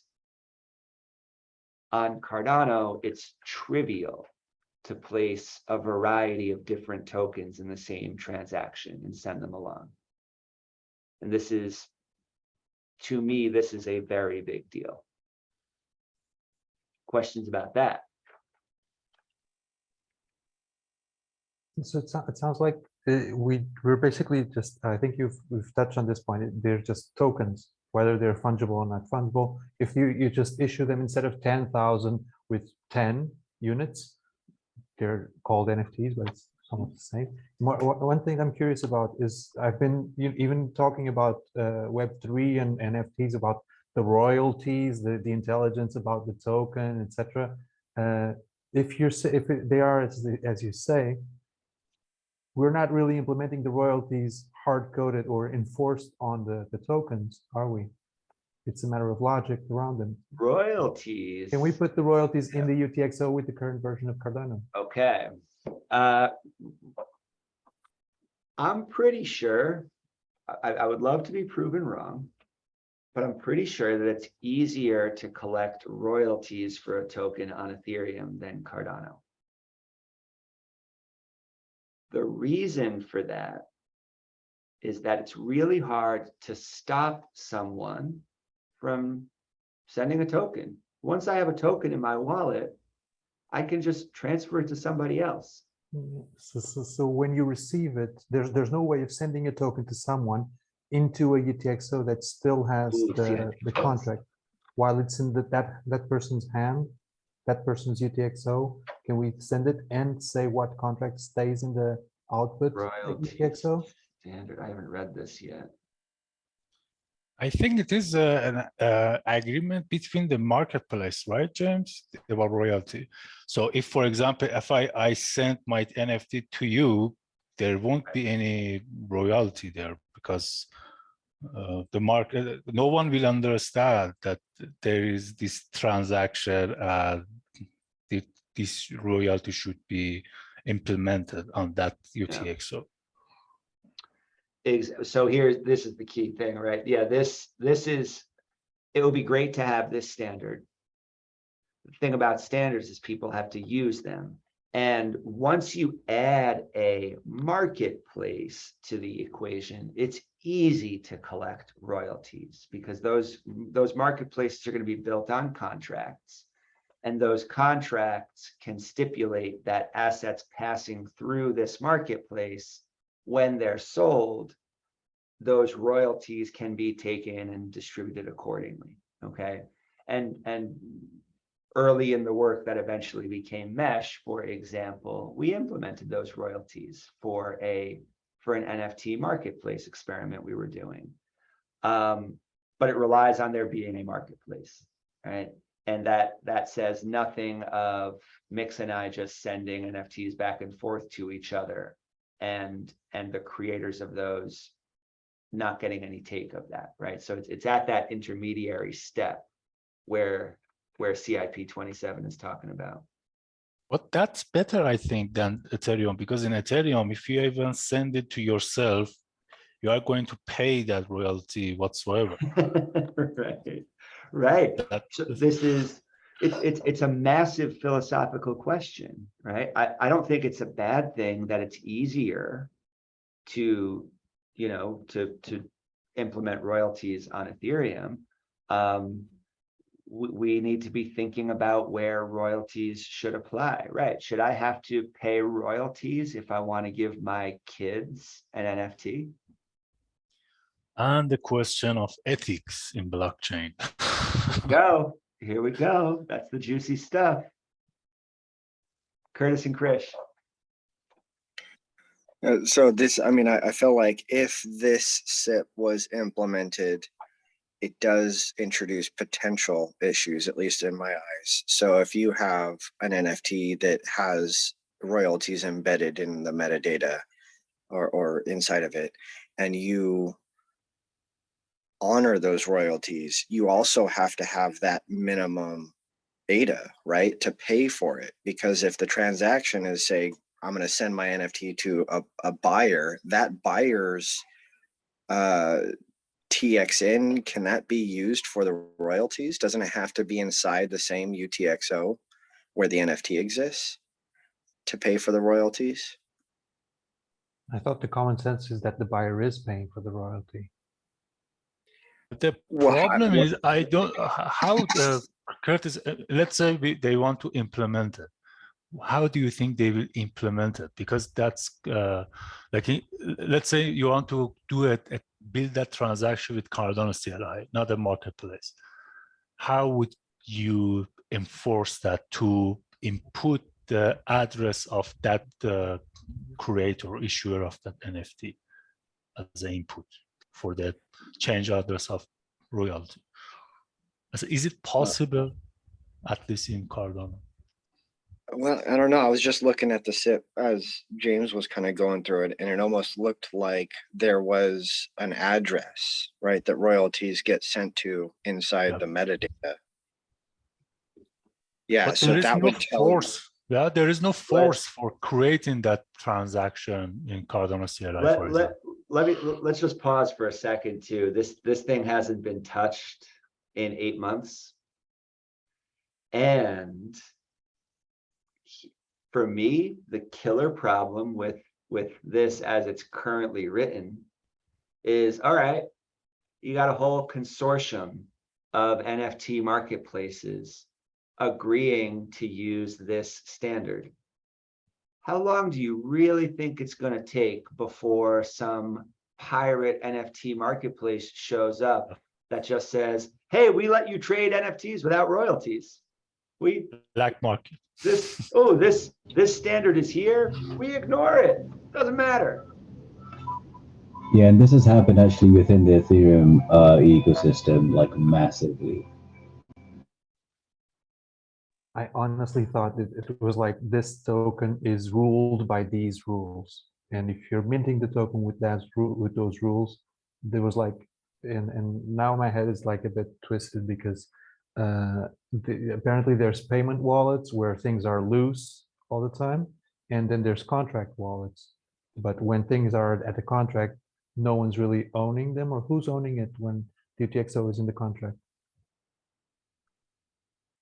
It's like, The that's the contract same, is. yeah, that's the same thing as saying like who owns legacy funds when they're in a legacy escrow contract, escrow situation, right? They're being held by a third party. In this case, the third party is the Cardano protocol. So we send to the contract address where those UTXOs are locked until conditions are met.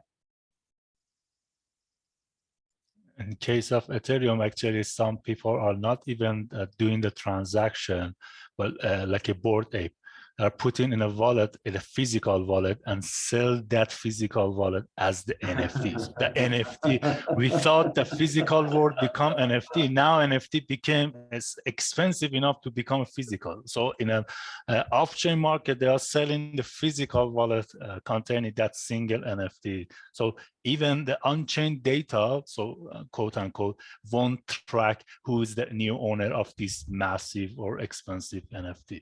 Yeah, this exciting era. Krish. Oh, Jonty's gone. That's okay. Yeah. Hi. So, like, I was like working on I was just thinking of something, trying to figure out about that Nami wallet only. I was just searching through that repo. So I had one doubt over here. If I have a UTXO, right? UTXO represents the transaction hash and that transaction ID, right? So how many UTXOs are generated from the transaction hash? Now, if I want to actually get the previous UTXOs which were passed into that transaction, is that possible? Like Yeah. if I want to backtrack the transaction, like how the transactions were actually possible. Like let's say if I have a transaction UTXO, right? And if I want to check that, okay, this UTXO came from this transaction, and in Yeah. this transaction we had these UTXOs. From Yeah. these UTXOs, then these UTXOs were having some transactions, and this transaction. So basically, I just wanted to write a small logic or something like that in order to see like where does this logic actually go and end. So I was just thinking like when I created my wallet, right? Uh, I got some amount of ADA, the test ADA in my wallet. So if I actually backtrack such UTXOs, where will it go and stop? Yep. Will it stop at my wallet address, the initial stage, or where like it should Let's, stop at some point? we can actually do this. We can do this right here. We can write a query for this right now to do this. Can you send me like a UTXO hash in chat that we can use to start the process?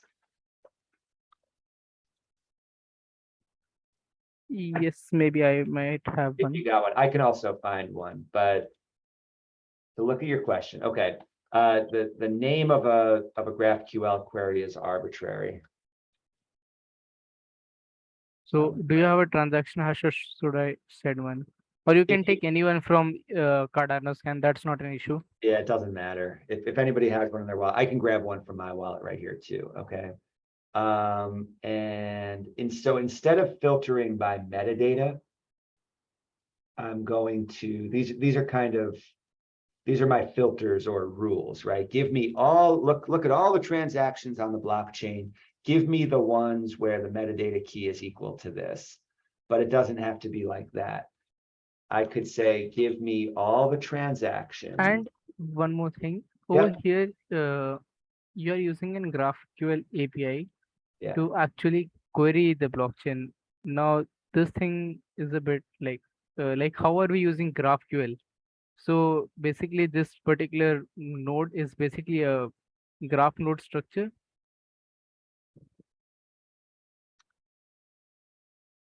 Say the question again. Like, why are you basically using GraphQL only? I mean, I'm using it because it's a great tool for the thing I'm trying to accomplish.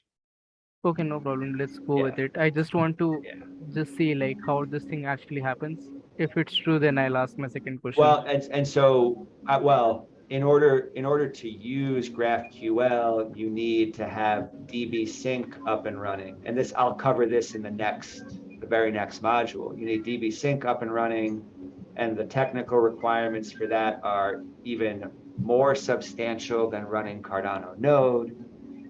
And that's just a prerequisite of running GraphQL itself. It's challenging to get this up and running, and it's an extremely powerful tool. And that's why Dandelion is provided as a community service, because we recognize this is a hard thing to do. We don't want people to have to do all of this. I mean, we know that most people don't even have this kind of computing resources, right? Of Nor course. do we want to make people spend the time to spin this up themselves. So we provide this as a community service. And then we also provide the Kubernetes deployments that you need. You know, if you want to host them remotely or on a local device, you can do that. But to your question, GraphQL is a tool that you can use to look at where your transactions or where your UTXOs are coming from. And you can trace backwards and backwards and backwards, okay? So instead of, like we did here, searching for transactions where the metadata key was equal to something, instead, I want to look at the transactions where the, let's say the outputs, all right, and this is what I love about the GraphQL playground is it's autocomplete. Whenever I'm not sure what to type, I just start trying something and I see what I get. So where the outputs, what does an output have? An output has some, doesn't have hashes. It has, oh yeah, the output will have a hash, right? Equals, no, wait, hold on. Where the output Having an UTX, so it's basically an hash type of transaction, thing. Transaction. where the output has a transaction hash, yeah, that is equal, whoops, equal to, you know, some TX hash. How's that look? So over here, where metadata key was equal to some metadata key, now I'm following the same syntax and saying where the outputs have a transaction with a hash of this, we can find those. And then let's set that up here. So the syntax looks like this. And I can say some TX hash. And this needs to be a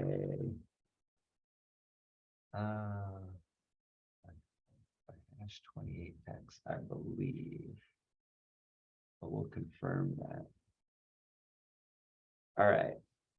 And to start, let's just make sure this query works with some variable. So a recent transaction from this wallet.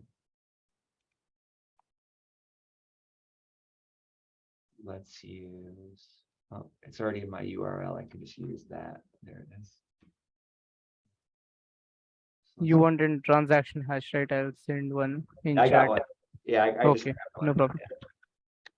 So some TX hash. Let's try it with this. I don't know if this one's going to work. Let's see. Outputs. Oh, hash 32. Good error reporting. Let's see if that works. Try again. Here we go. Okay.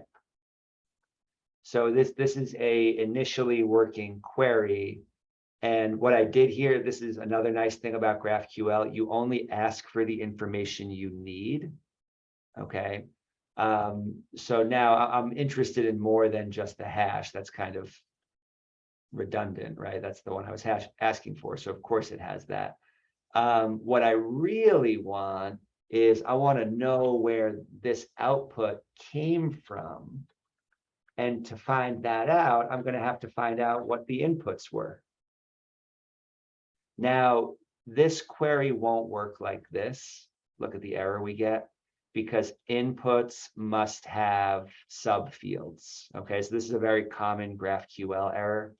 So now for inputs, I can't just stop there. I need to ask for certain things. Can I get the TX hash of the inputs? All right, here we go. This is a little bit more interesting information. But look, those are the same. Maybe I want the source TX hash. Let's try that. Ooh, that's more interesting. That's a different source UTXO. And maybe I also want the source TX index. That would probably help me too. Look, which UTXOs were consumed by this transaction? So if we This actually one, read hash. the output, so it says that that hash, that 9BA something hash. So that's the transaction, right? Done Yeah, at this particular time. And yeah. for the input, we have taken from 9BA, like we have taken the same, okay, that transaction has taken the same input, right? No, they both are different transactions, right? I'm The a little, transaction. yeah, I'm a TX hash little, is UTX hash or transaction hash? yeah, I'm a little bit confused about this right now. So instead of alleviating that, I'm just going to get rid of that for the moment. Let's come back to that, but this is really what I wanted: source TX hash and source TX index. What were the inputs to this transaction right here? It was UTXO index So 4. what was that previous one that you actually did?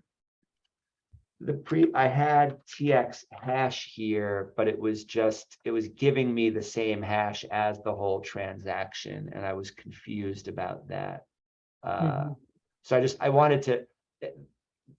So basically, the source transaction hash gives us the UTXOs that were actually passed into this thing. That's, for me, that's the interesting part right here.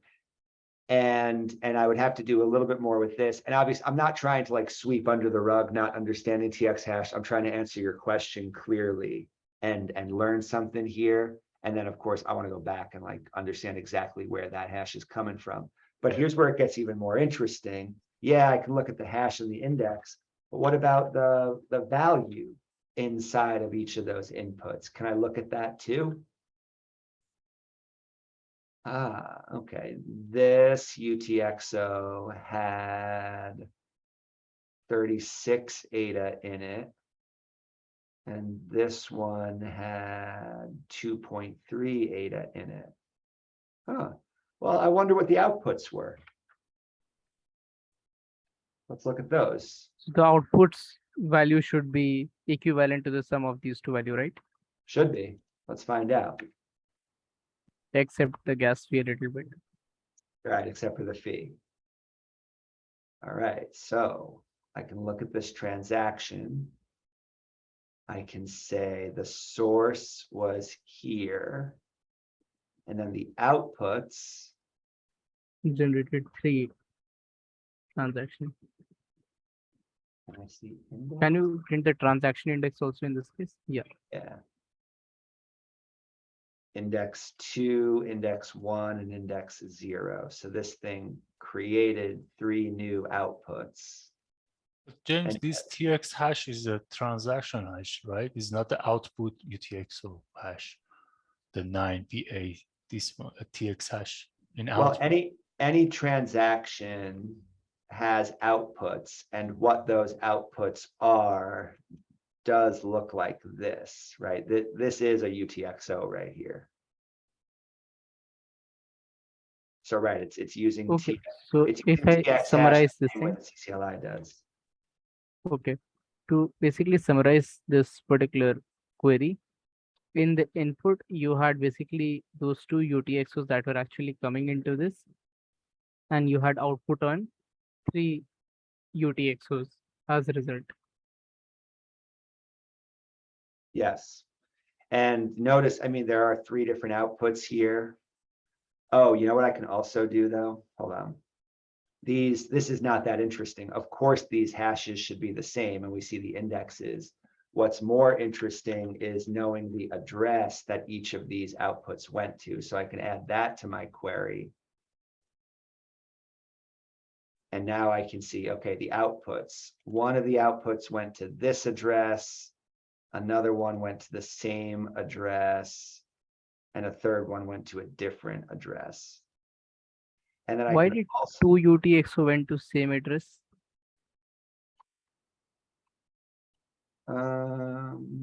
let's see why. If there are 2 recipients, there should be only 2 UTXO. Oh, did I kill the server? Oh, no, it's okay. And I also just added a few more things here. The quantity of additional assets in each UTXO, so outputs. This one went here. It had ADA, but no other tokens in it. This one went to the same address. And it had less ADA, but it had a bunch of these course. These are the course tokens we're using. Still have 101 of those. And then this one, this is the address that received one of those PPBL course or PPL summer 2022 tokens and the minimum amount of ADA. And so to your question, why did it create 2 separate TX hashes? The reason is I sent this from Game Changer, and it's a design decision of the Game Changer wallet. This is, you could build a wallet that behaves differently than this, but it looks like what Game Changer is saying is, okay, if you're sending a multi-asset transaction where there are additional assets going back to the original sender, place those assets in a UTXO with a relatively low amount of ADA, in this case, just 2.3 ADA or so, and then create another UTXO that holds most of the ADA. And this is, I think this is a reasonable design decision because. Can you please repeat once you said what you said just right now? Yep. So the fact that this transaction created 2 different UTXOs that went back to the same address that was sending these things. And look, I can show you where did the inputs to this transaction come from. Let's add address to the inputs as well. And you'll see in the inputs that the address is the same for those inputs as it was for the outputs that got the rest of this ADA, the rest of the course tokens, and just not, the minimum and the one that was sent to this other address. Okay. Okay, so the second question that arises over here. So when we are actually seeing an UTXO, that essentially does not mean that it does not like it has ADA. It can have ADA in form of different value. Like it can have ADA in form of token. Like over here, we have ADA in form of cryptocurrency, and one we have ADA in form of token, the PPBL token. Let me revise that just a little bit. Every UTXO, at least for now, has to have ADA in it. Yes. you can't create a UTXO without ADA. And ADA is very specific. It is the network token of Cardano, right? So this UTXO has, 34.9 million Lovelace in it. And this one right here has 2.37 million Lovelace in it. And until there's a massive protocol change, you can't change that part. You have to have Lovelace in a UTXO. Optionally, you can also have other tokens. Here's an example of a UTXO that has no other tokens. Here's an example of a UTXO that does have additional tokens. So that UTXO has a value of that ADA, that 2.3 something ADA, plus that token value. That token value is different. So it means that 101 quantity of token that it's actually holding, that 101 token is not the same, like it's not the equivalent to 2.3 ADA actually getting represented over there. Or is it the same? No, yeah, these are, there's 2.3 ADA and there's 101 of these. But the fact that they are sharing the same UTXO, it doesn't say anything about their relationship financially or otherwise to each other. Okay, so let me revise this thing once again about that transaction. This transaction holds two value, and like UTXOs can hold multiple, like an ADA value and multiple token values. A UTXO must hold ADA and it can hold a bunch of different tokens. An array, Okay. right? Tokens right And here is an like array. if I actually like I just got this particular crazy idea, right? I don't know how much this is sensible or not. So what I actually thought was, like, if I actually take an endpoint transaction, let's say if I make a very fresh transaction, I get a fresh UTXO which is not used anywhere. If I start querying this transaction, if I start seeing where did the previous, like, okay, this particular transaction had this particular output, these output have where came from this particular UTXO. If we go on backtracking that thing, where will it eventually stop? The Genesis block. So it's fixed that it will somehow it will go to the Genesis block. Yep. So the Genesis block eventually will have the complete ADA that exists on the blockchain, if we actually see. In the beginning, I'm being a little facetious. I'm not sure if in the beginning there was one UTXO. Does anybody in Bitcoin, was there one UTXO? How does, I Like, actually don't know how did this thing operational- particular start? Like, there should be one UTXO that started distributing but something. The first Not UTXO necessarily. did not have all the ADA. It got mined, like, Right. as blocks are issued, we're issuing ADA. Yeah, there is a are we treasury not? too.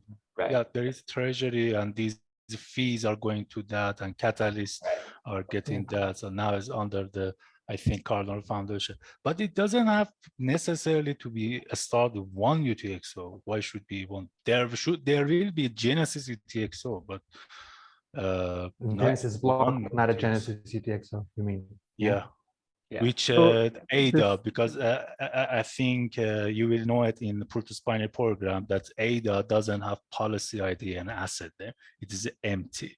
It's Right. look like other asset and tokens, but the only difference is it's asset policy ID and asset name is empty. It's empty string. It doesn't have anything, and it Guys. happened and at Genesis block. So can I just ask a question here? We've been talking about wallets and contracts and the intelligence in the contract. And now that you mentioned the policy, I realize I don't still understand how the policies articulate with what we've been talking about. But policy ID generate from the address. Sorry, from the hash of a script, the Plutus code. The policy ID is generate from that. So if you want Okay, to so policy generate equals a policy ID, script. kind of. And how does that relate to a contract and a UTXO that has that's a contract wallet. Well, let's say let me see, the code generate a hash. Imagine that hash as a tag. You can drive other stuff, other data from that data. One of the data is a script address. Another data is policy ID.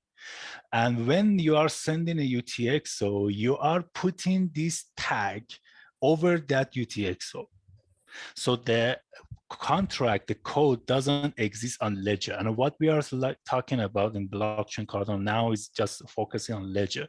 DB-Sync is part of blockchain too, but now we are UTXO recorded on Ledger.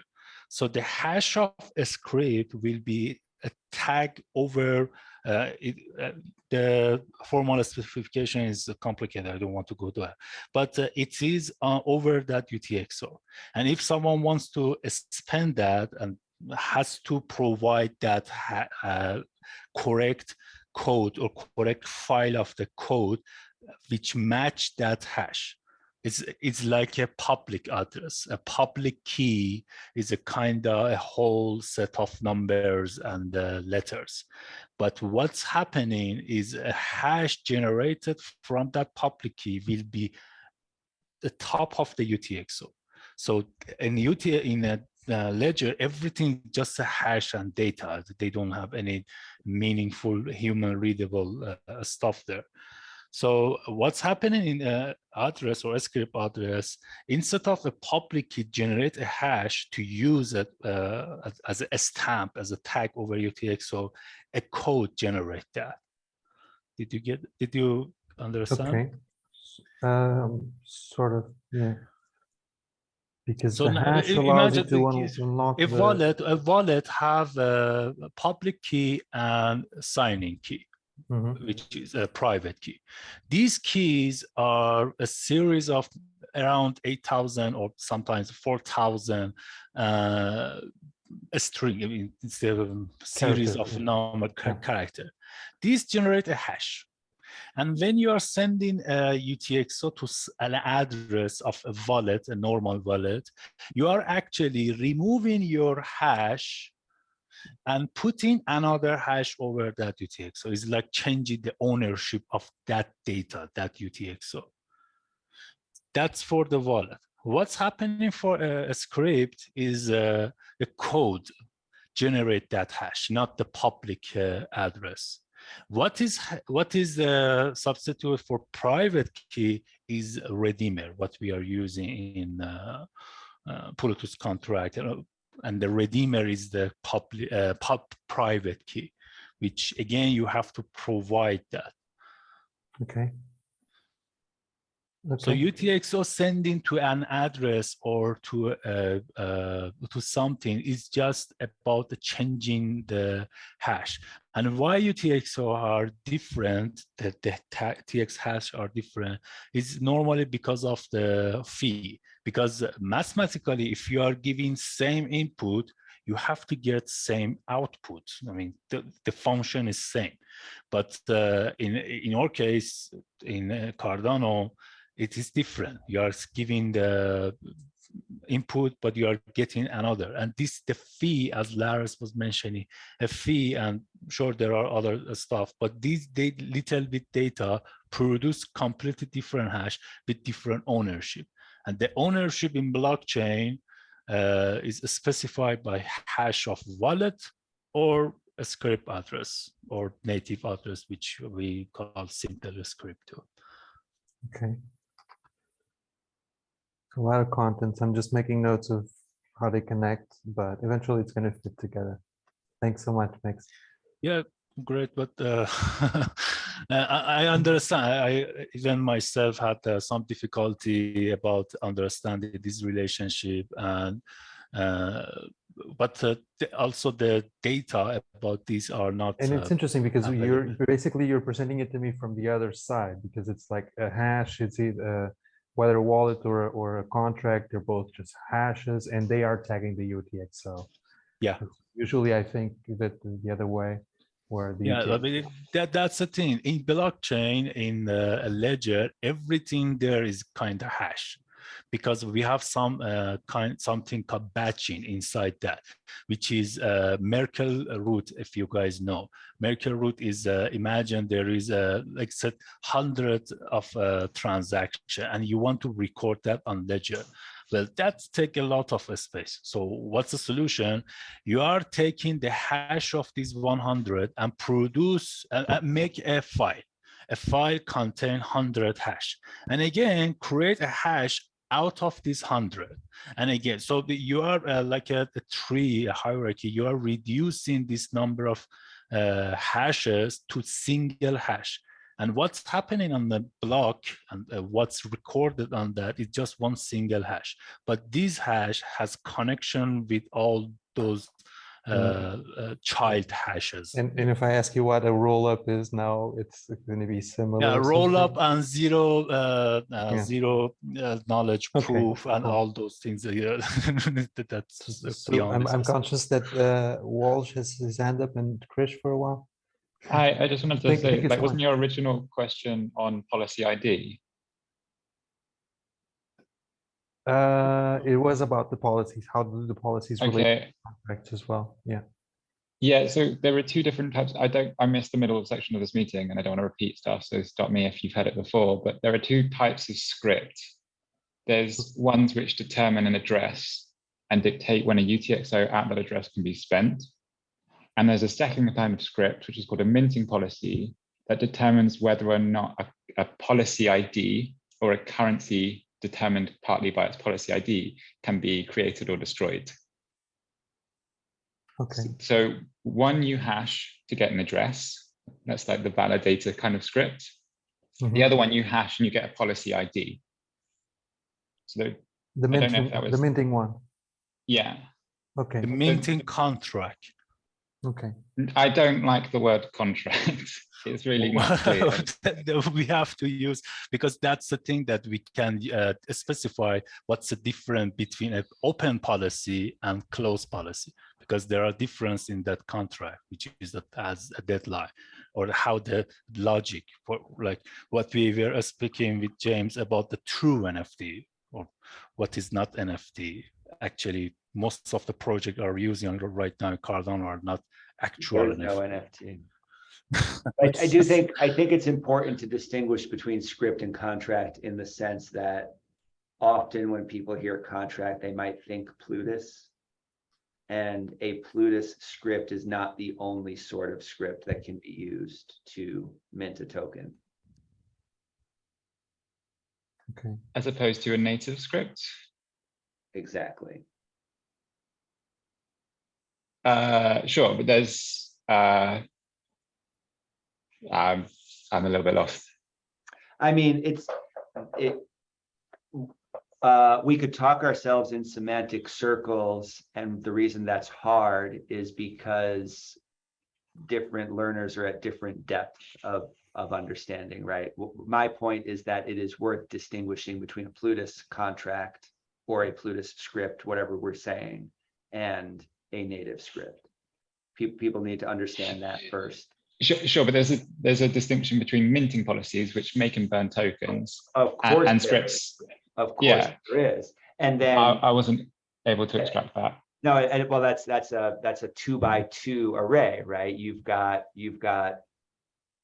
Plutus minting policies and Plutus validator scripts that yield contract addresses, and then you've got native script minting policies, and also, hey, you can use native scripts to combine rules and create new addresses that actually aren't even coming from Plutus validators.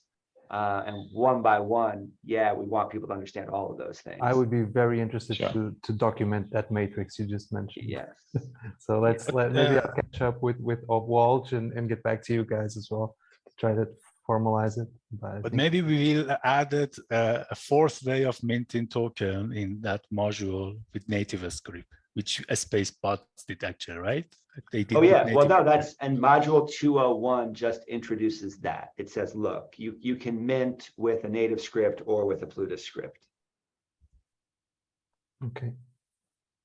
One thing we haven't historically covered in this course is using native scripts to create new addresses.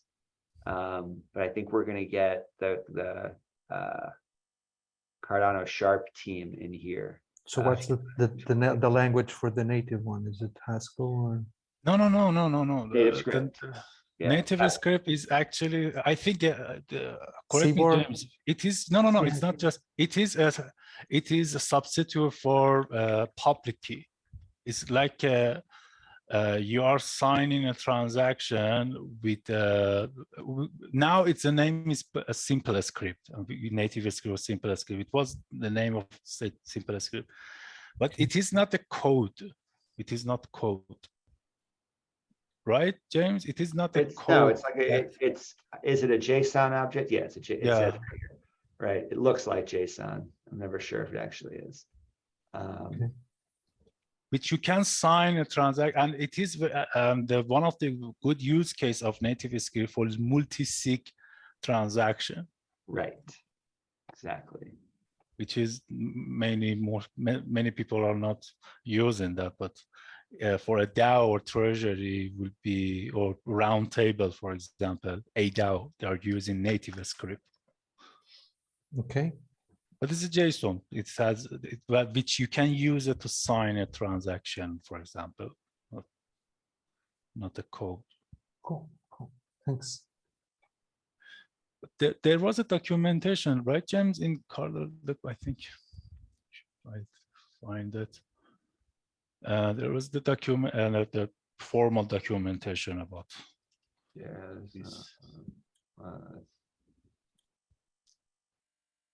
Can we complete that query?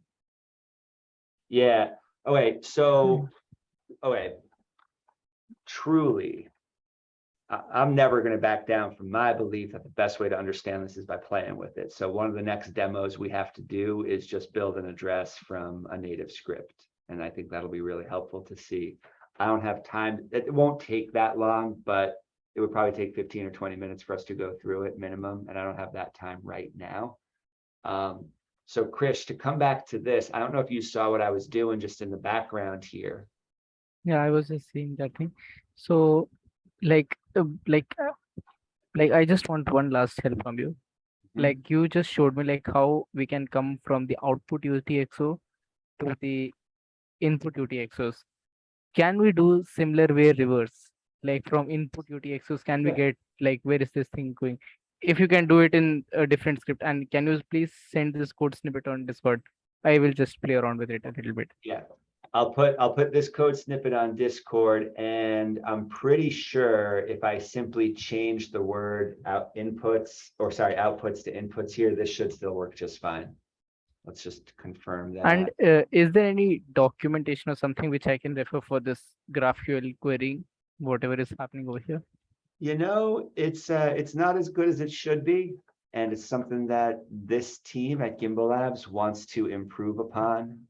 We haven't had the human hours to deliver a better solution yet, but unfortunately, a well-written GraphQL query is pretty valuable, and people do tend to keep them secret after they write them. They're often not open sourced. But yeah, that's another project I would like to take on, is a better documented and better example, more complete example library of different GraphQL queries.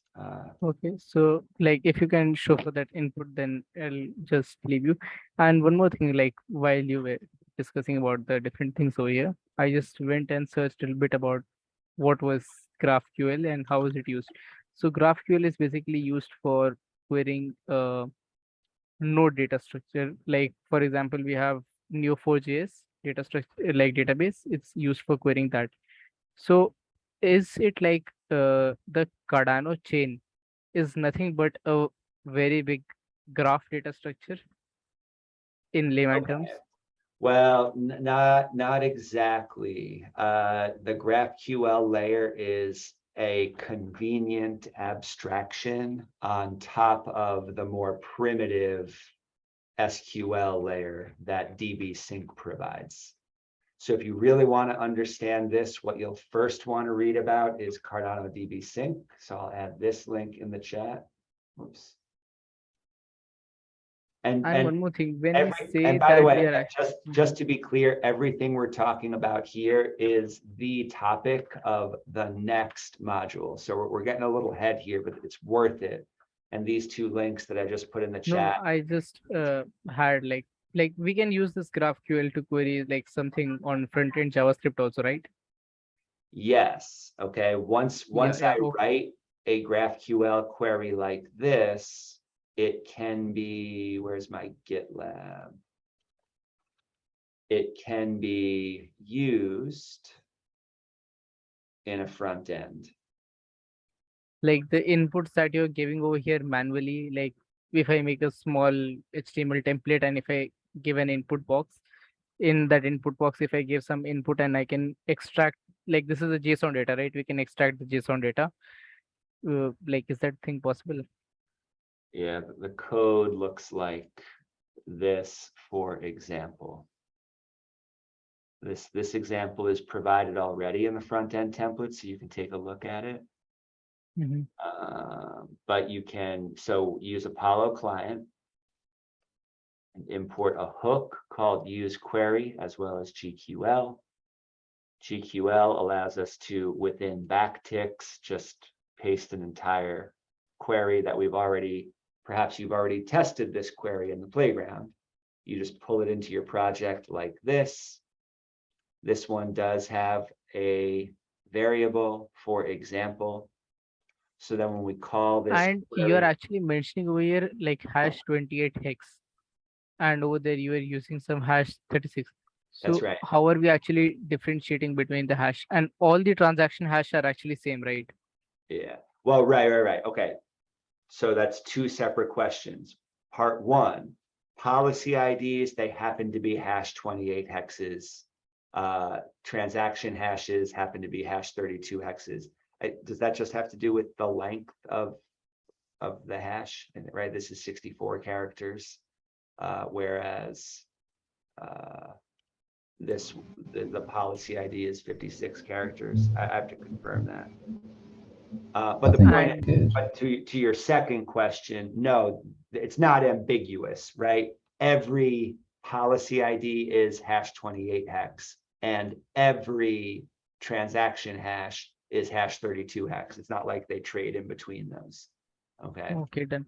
So from that GraphQL query that you actually showed me right now, I can get of a particular transaction, I can get the previous transaction, what the UTXOs were actually passed, and who were actually passing the addresses also I can get, and where this UTXO is further used in which transaction, I can get their addresses also and everything, right? Well, like as you were saying, like it's not actually important that if we go backtracking, we'll eventually end up into the Genesis block, right? So if we like as like I don't remember the MLX, like I don't know how to pronounce your name, sir. So like he was actually saying that we can have multiple Genesis area, like we can have multiple Genesis blocks, like right. So how can we Sorry, actually have not block UTXO.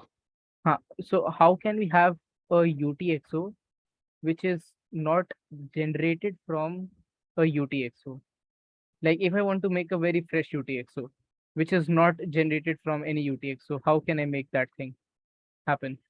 So I can't stick around for the answer to that question. That has to do with, you have to read all the white papers about how the Cardano protocol works in the first place, okay? The short answer is that yes, it happens. The long answer is it's probably worth reading about, okay? Because Okay, I'll just read about that. So eventually what will happen is that if I'll go backtracking somewhere, how I'll end up in a loop. Like I'll end up to some transaction hash, which is again directing back to the transaction hash. Like you actually showed in one example, right? from your wallet, you were actually making multiple UTXOs manually, right? From that. So eventually we'll end up in a loop. Like if we go Mm, backtracking, well, okay, you won't end up in a loop, right? No, there won't be a loop. Think like bef- over here also, if you see an example, you actually showed over here, right? From a particular input, like you actually said, no, like if we have the same input as the transaction hash and we have the same output. I'm not just getting it. Like in previous class, in one class you actually showed that you were actually passing like some ADA and you were actually generating 3 ADA for that same account, right? And those 3 ADA were actually used in your own. So it's, sorry if am I getting wrong somewhere? No, Like we'll never end up in a loop, right? no, you won't. And the best thing you can do is try it. I very, very strongly recommend you play If with you can this. send me the script, I'll just try something. Yeah, I sent you this query right here in Discord, and I'm also placing the link to Dandelion. And one last question for the day, and I leave. It's already too late over here in India, right?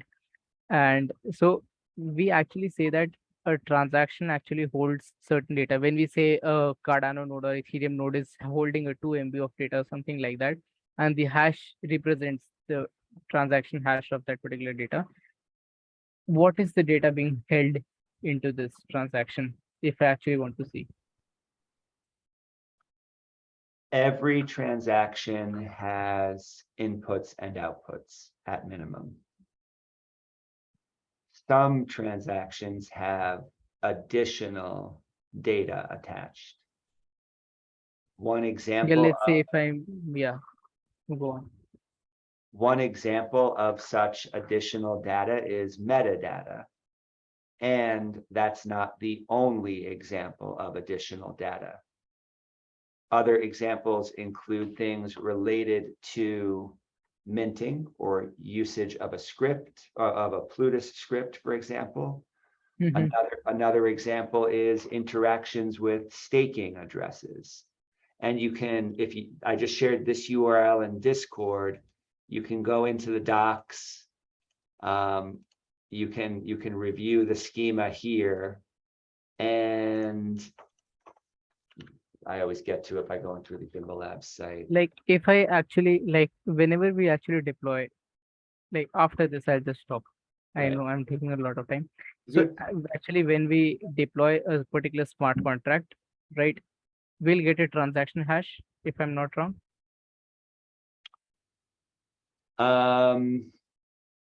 No, I When think, Krish, you understand many things wrongly, unfortunately, my friend. well, Mix, yeah. So Krish, my answer is always going to be go try it.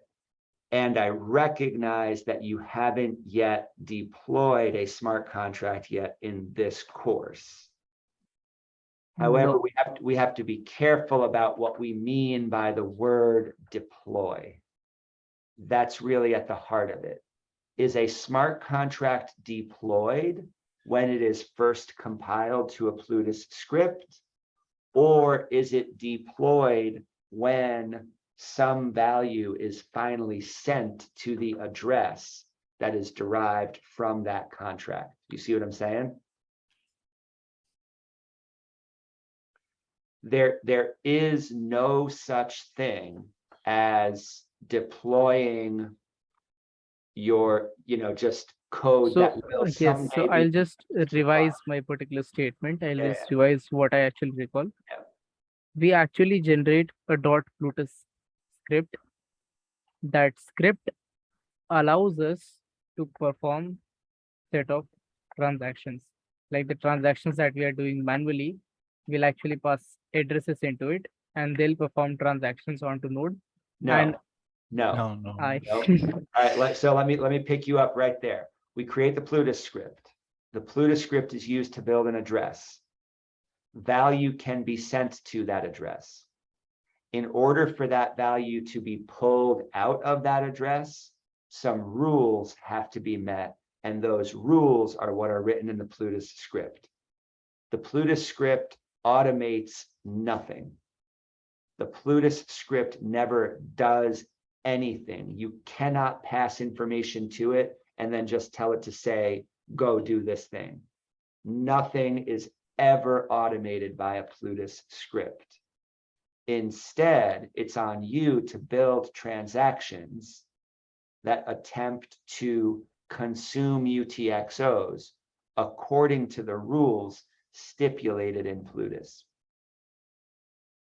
But that's So that's a on different Cardano topic. chain, Yeah. there is just one thing, that's ADA and some tokens that were actually made. That's it. There are transactions and there are rules. Yeah, for so when basically those transactions transactions, like those transaction hash actually includes, so basically, if I see a Cardano chain, it's like bunch of transaction happening, bunch Right. of UTXOs are generated. Those UTXO hold ADA value and some token value, and those Plutus scripts actually help us to perform those particular transaction with certain set of rules are there. So Plutus script is actually not deployed on the chain. It's there as a set of rule. It's there as a set of binary file wherein you just pass the data. So A Plutus script is designed to stop you from spending money. All right. A Plutus script is a guard that says, no, you cannot spend this value unless you do certain things. All it is, it's a guard, it's a barrier. so it's a door basically the with a lock. Plutus, the Haskell file which we write, it's nowhere there on the Cardano blockchain. If we actually Okay, conclude. well, Krish, yeah. here, you see the blockchain, Cardano blockchain is not the ledger. DB Sync also is part of the blockchain node, and all the tools are creating this whole ecosystem of blockchain. What you think is about blockchain ledger? Yes, the Plutus code doesn't exist or stored on ledger. But for now, after Vasil hard fork, it will be inside the UTXO, the code, you will see it. But again, that code is not the code you see on like a Solidity. It's just a CBOR and the binary. But again, that code right now exists in DB Sync. How DB Sync get that? When you are creating a transaction to spend a UTXO inside a script address, let's tell it again. When you want to spend a UTXO and create that transaction, you have to put and attach that Plutus code to Plutus code, okay? And when you are submitting that whole transaction body to a node, along the way, DB Sync, which is again, there is a node and somewhere in middle, it will take the whole body of that transaction, put that inside the SQL, or I think PostgreSQL database.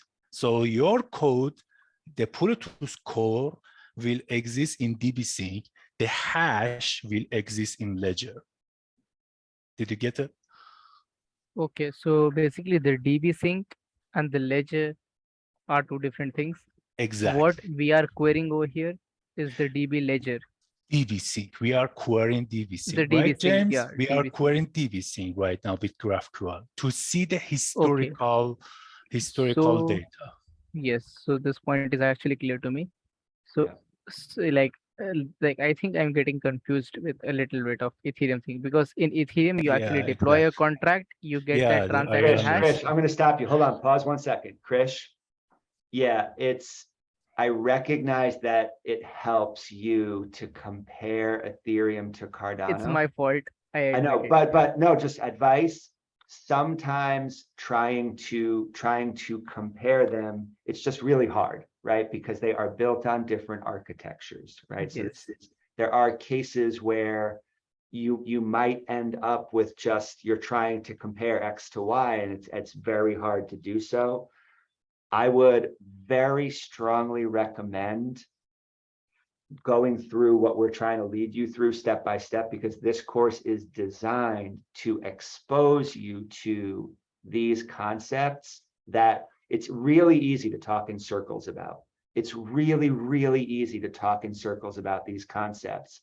But once you start putting your hands on them, now you'll be able to have your own picture of it. And at that point, if you want to make your own comparison of Cardano to Ethereum, great.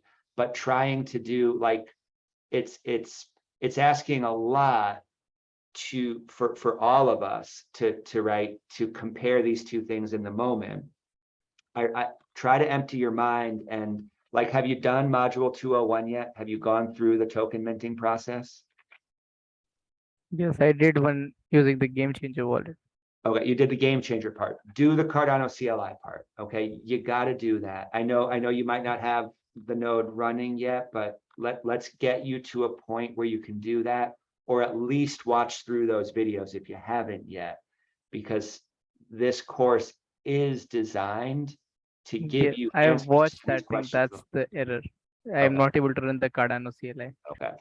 Okay, so yeah, we can, after you watch the minting stuff, let me know what specific questions you have about that. And just please understand that we're getting there. We haven't yet really built a transaction that uses Plutus scripts yet, because if we started with that, that's just asking too much background knowledge of everybody. So we're really trying to give you context so that we can get to that. And I feel really, really confident that you're going to get the insights about all of the questions you're asking in due time. And I love it, dude. Thank you for these questions. No, and thank you for staying up late. It sounds like it's been what time is it there? Over here, it's like 10:40. Yeah. My mom is shouting behind me. She is telling me to sleep. But Dude, thank you. anyways, No, I love it. I no, love but it. like I am like I'll be up till like around 12 or 2 because like I have some hackathons actually running in my college. So we'll be having some brainstorming session. I'll take some rest and get back to work again. So it's pretty much like we students are actually up till 2 p.m. 2 a.m. That's Just actually conscious working. that course. A is been meaning to say something for a while. What you got, A? Oh yeah, I mean I'm aware. You know the session is a bit long in the tooth. No, actually, I just wanted to speak to stuff which has already been sort of spoken to. You know, so I won't dwell on it too much. Yeah, it's just the comparison thing. You know, being aware of that. Yeah, I was going to speak a little bit to the GraphQL / Postgres, you know, thing, where, yeah, I was just going to speak to sort of, you know, the idea that, you know, generally from the way I understand it, you know, the types of databases, you know, SQL, you know, structure isn't the most efficient, you know, when it comes to sort of querying it compared to a graph database. So you know, that's one of the reasons why there's sort of like, you know, a different version of, you know, the Postgres DB. So yeah, just thinking about that and understanding that, you know, if you think of the ecosystem, you've got you know, as we mentioned, or as James mentioned, the MetaMask, which yeah, the backend for that and other services in Ethereum is fundamentally around Infura. Here in Cardano, like, you know, James has mentioned Dandelion, and this you know, specific screen here is actually, you know, using Dandelion. It's basically a service that anyone could run, and you know, you could have you know, all the sort of different instances running, and yeah, contribute to the community service. It's still early days, you know, as James even said, the documentation is still you know, in a sort of nebulous stage, but yeah, just understanding that from a decentralization standpoint, you've got the different architectural choices of databases and the efficiency of querying those, and then you've also got this service which is, you know, gradually starting to come to life, where it's, you know, offering these services but in a decentralized, distributed way. Yeah, just food for thought. That Thank you. efficiency piece is a great place to close today, because check it out. I forgot about that part, Chris, when you asked about that. Like a lot of databases, what you'll do is you'll pull down a lot of information and creating all of that network server traffic, right? And then after you pull that information into a client, you'll filter it in some way. GraphQL is built in response to that. Okay, what GraphQL says is, hey, ask for exactly what you need. So here's, I can make a query like this, sure, and I can get all of this information returned. But what if I didn't really care about all of that, right? What if the amount of ADA in these transactions doesn't matter to me? I can get rid of it, right? What if the, I'm not like making up the reason for this, but what if all I really cared about was the movement of tokens in those transactions? Well, great. I can eliminate everything I don't want from the query. And then as you can see, less data is passed. And so when you're building an application at scale, obviously you want to be as efficient as possible. And so GraphQL is the best tool I'm aware of for grabbing exactly what you need in a format that's actually, going to yield, you can almost see the JSON object being constructed here that's then returned here. And then, anyway, I think that's, hopefully that point comes across.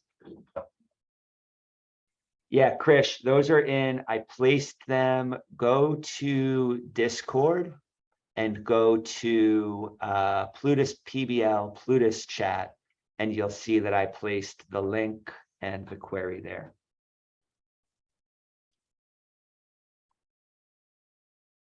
All right, that was epic. We're coming up on 3 hours. Appreciate you guys. Mix, what were you gonna say? No, I wanted to say thank you. Thank you, James. Thank you, everyone. This is magical. I'm really glad we're here doing this, and appreciate this crew for sticking around for this long. Yep. See you later. All right, guys. everybody.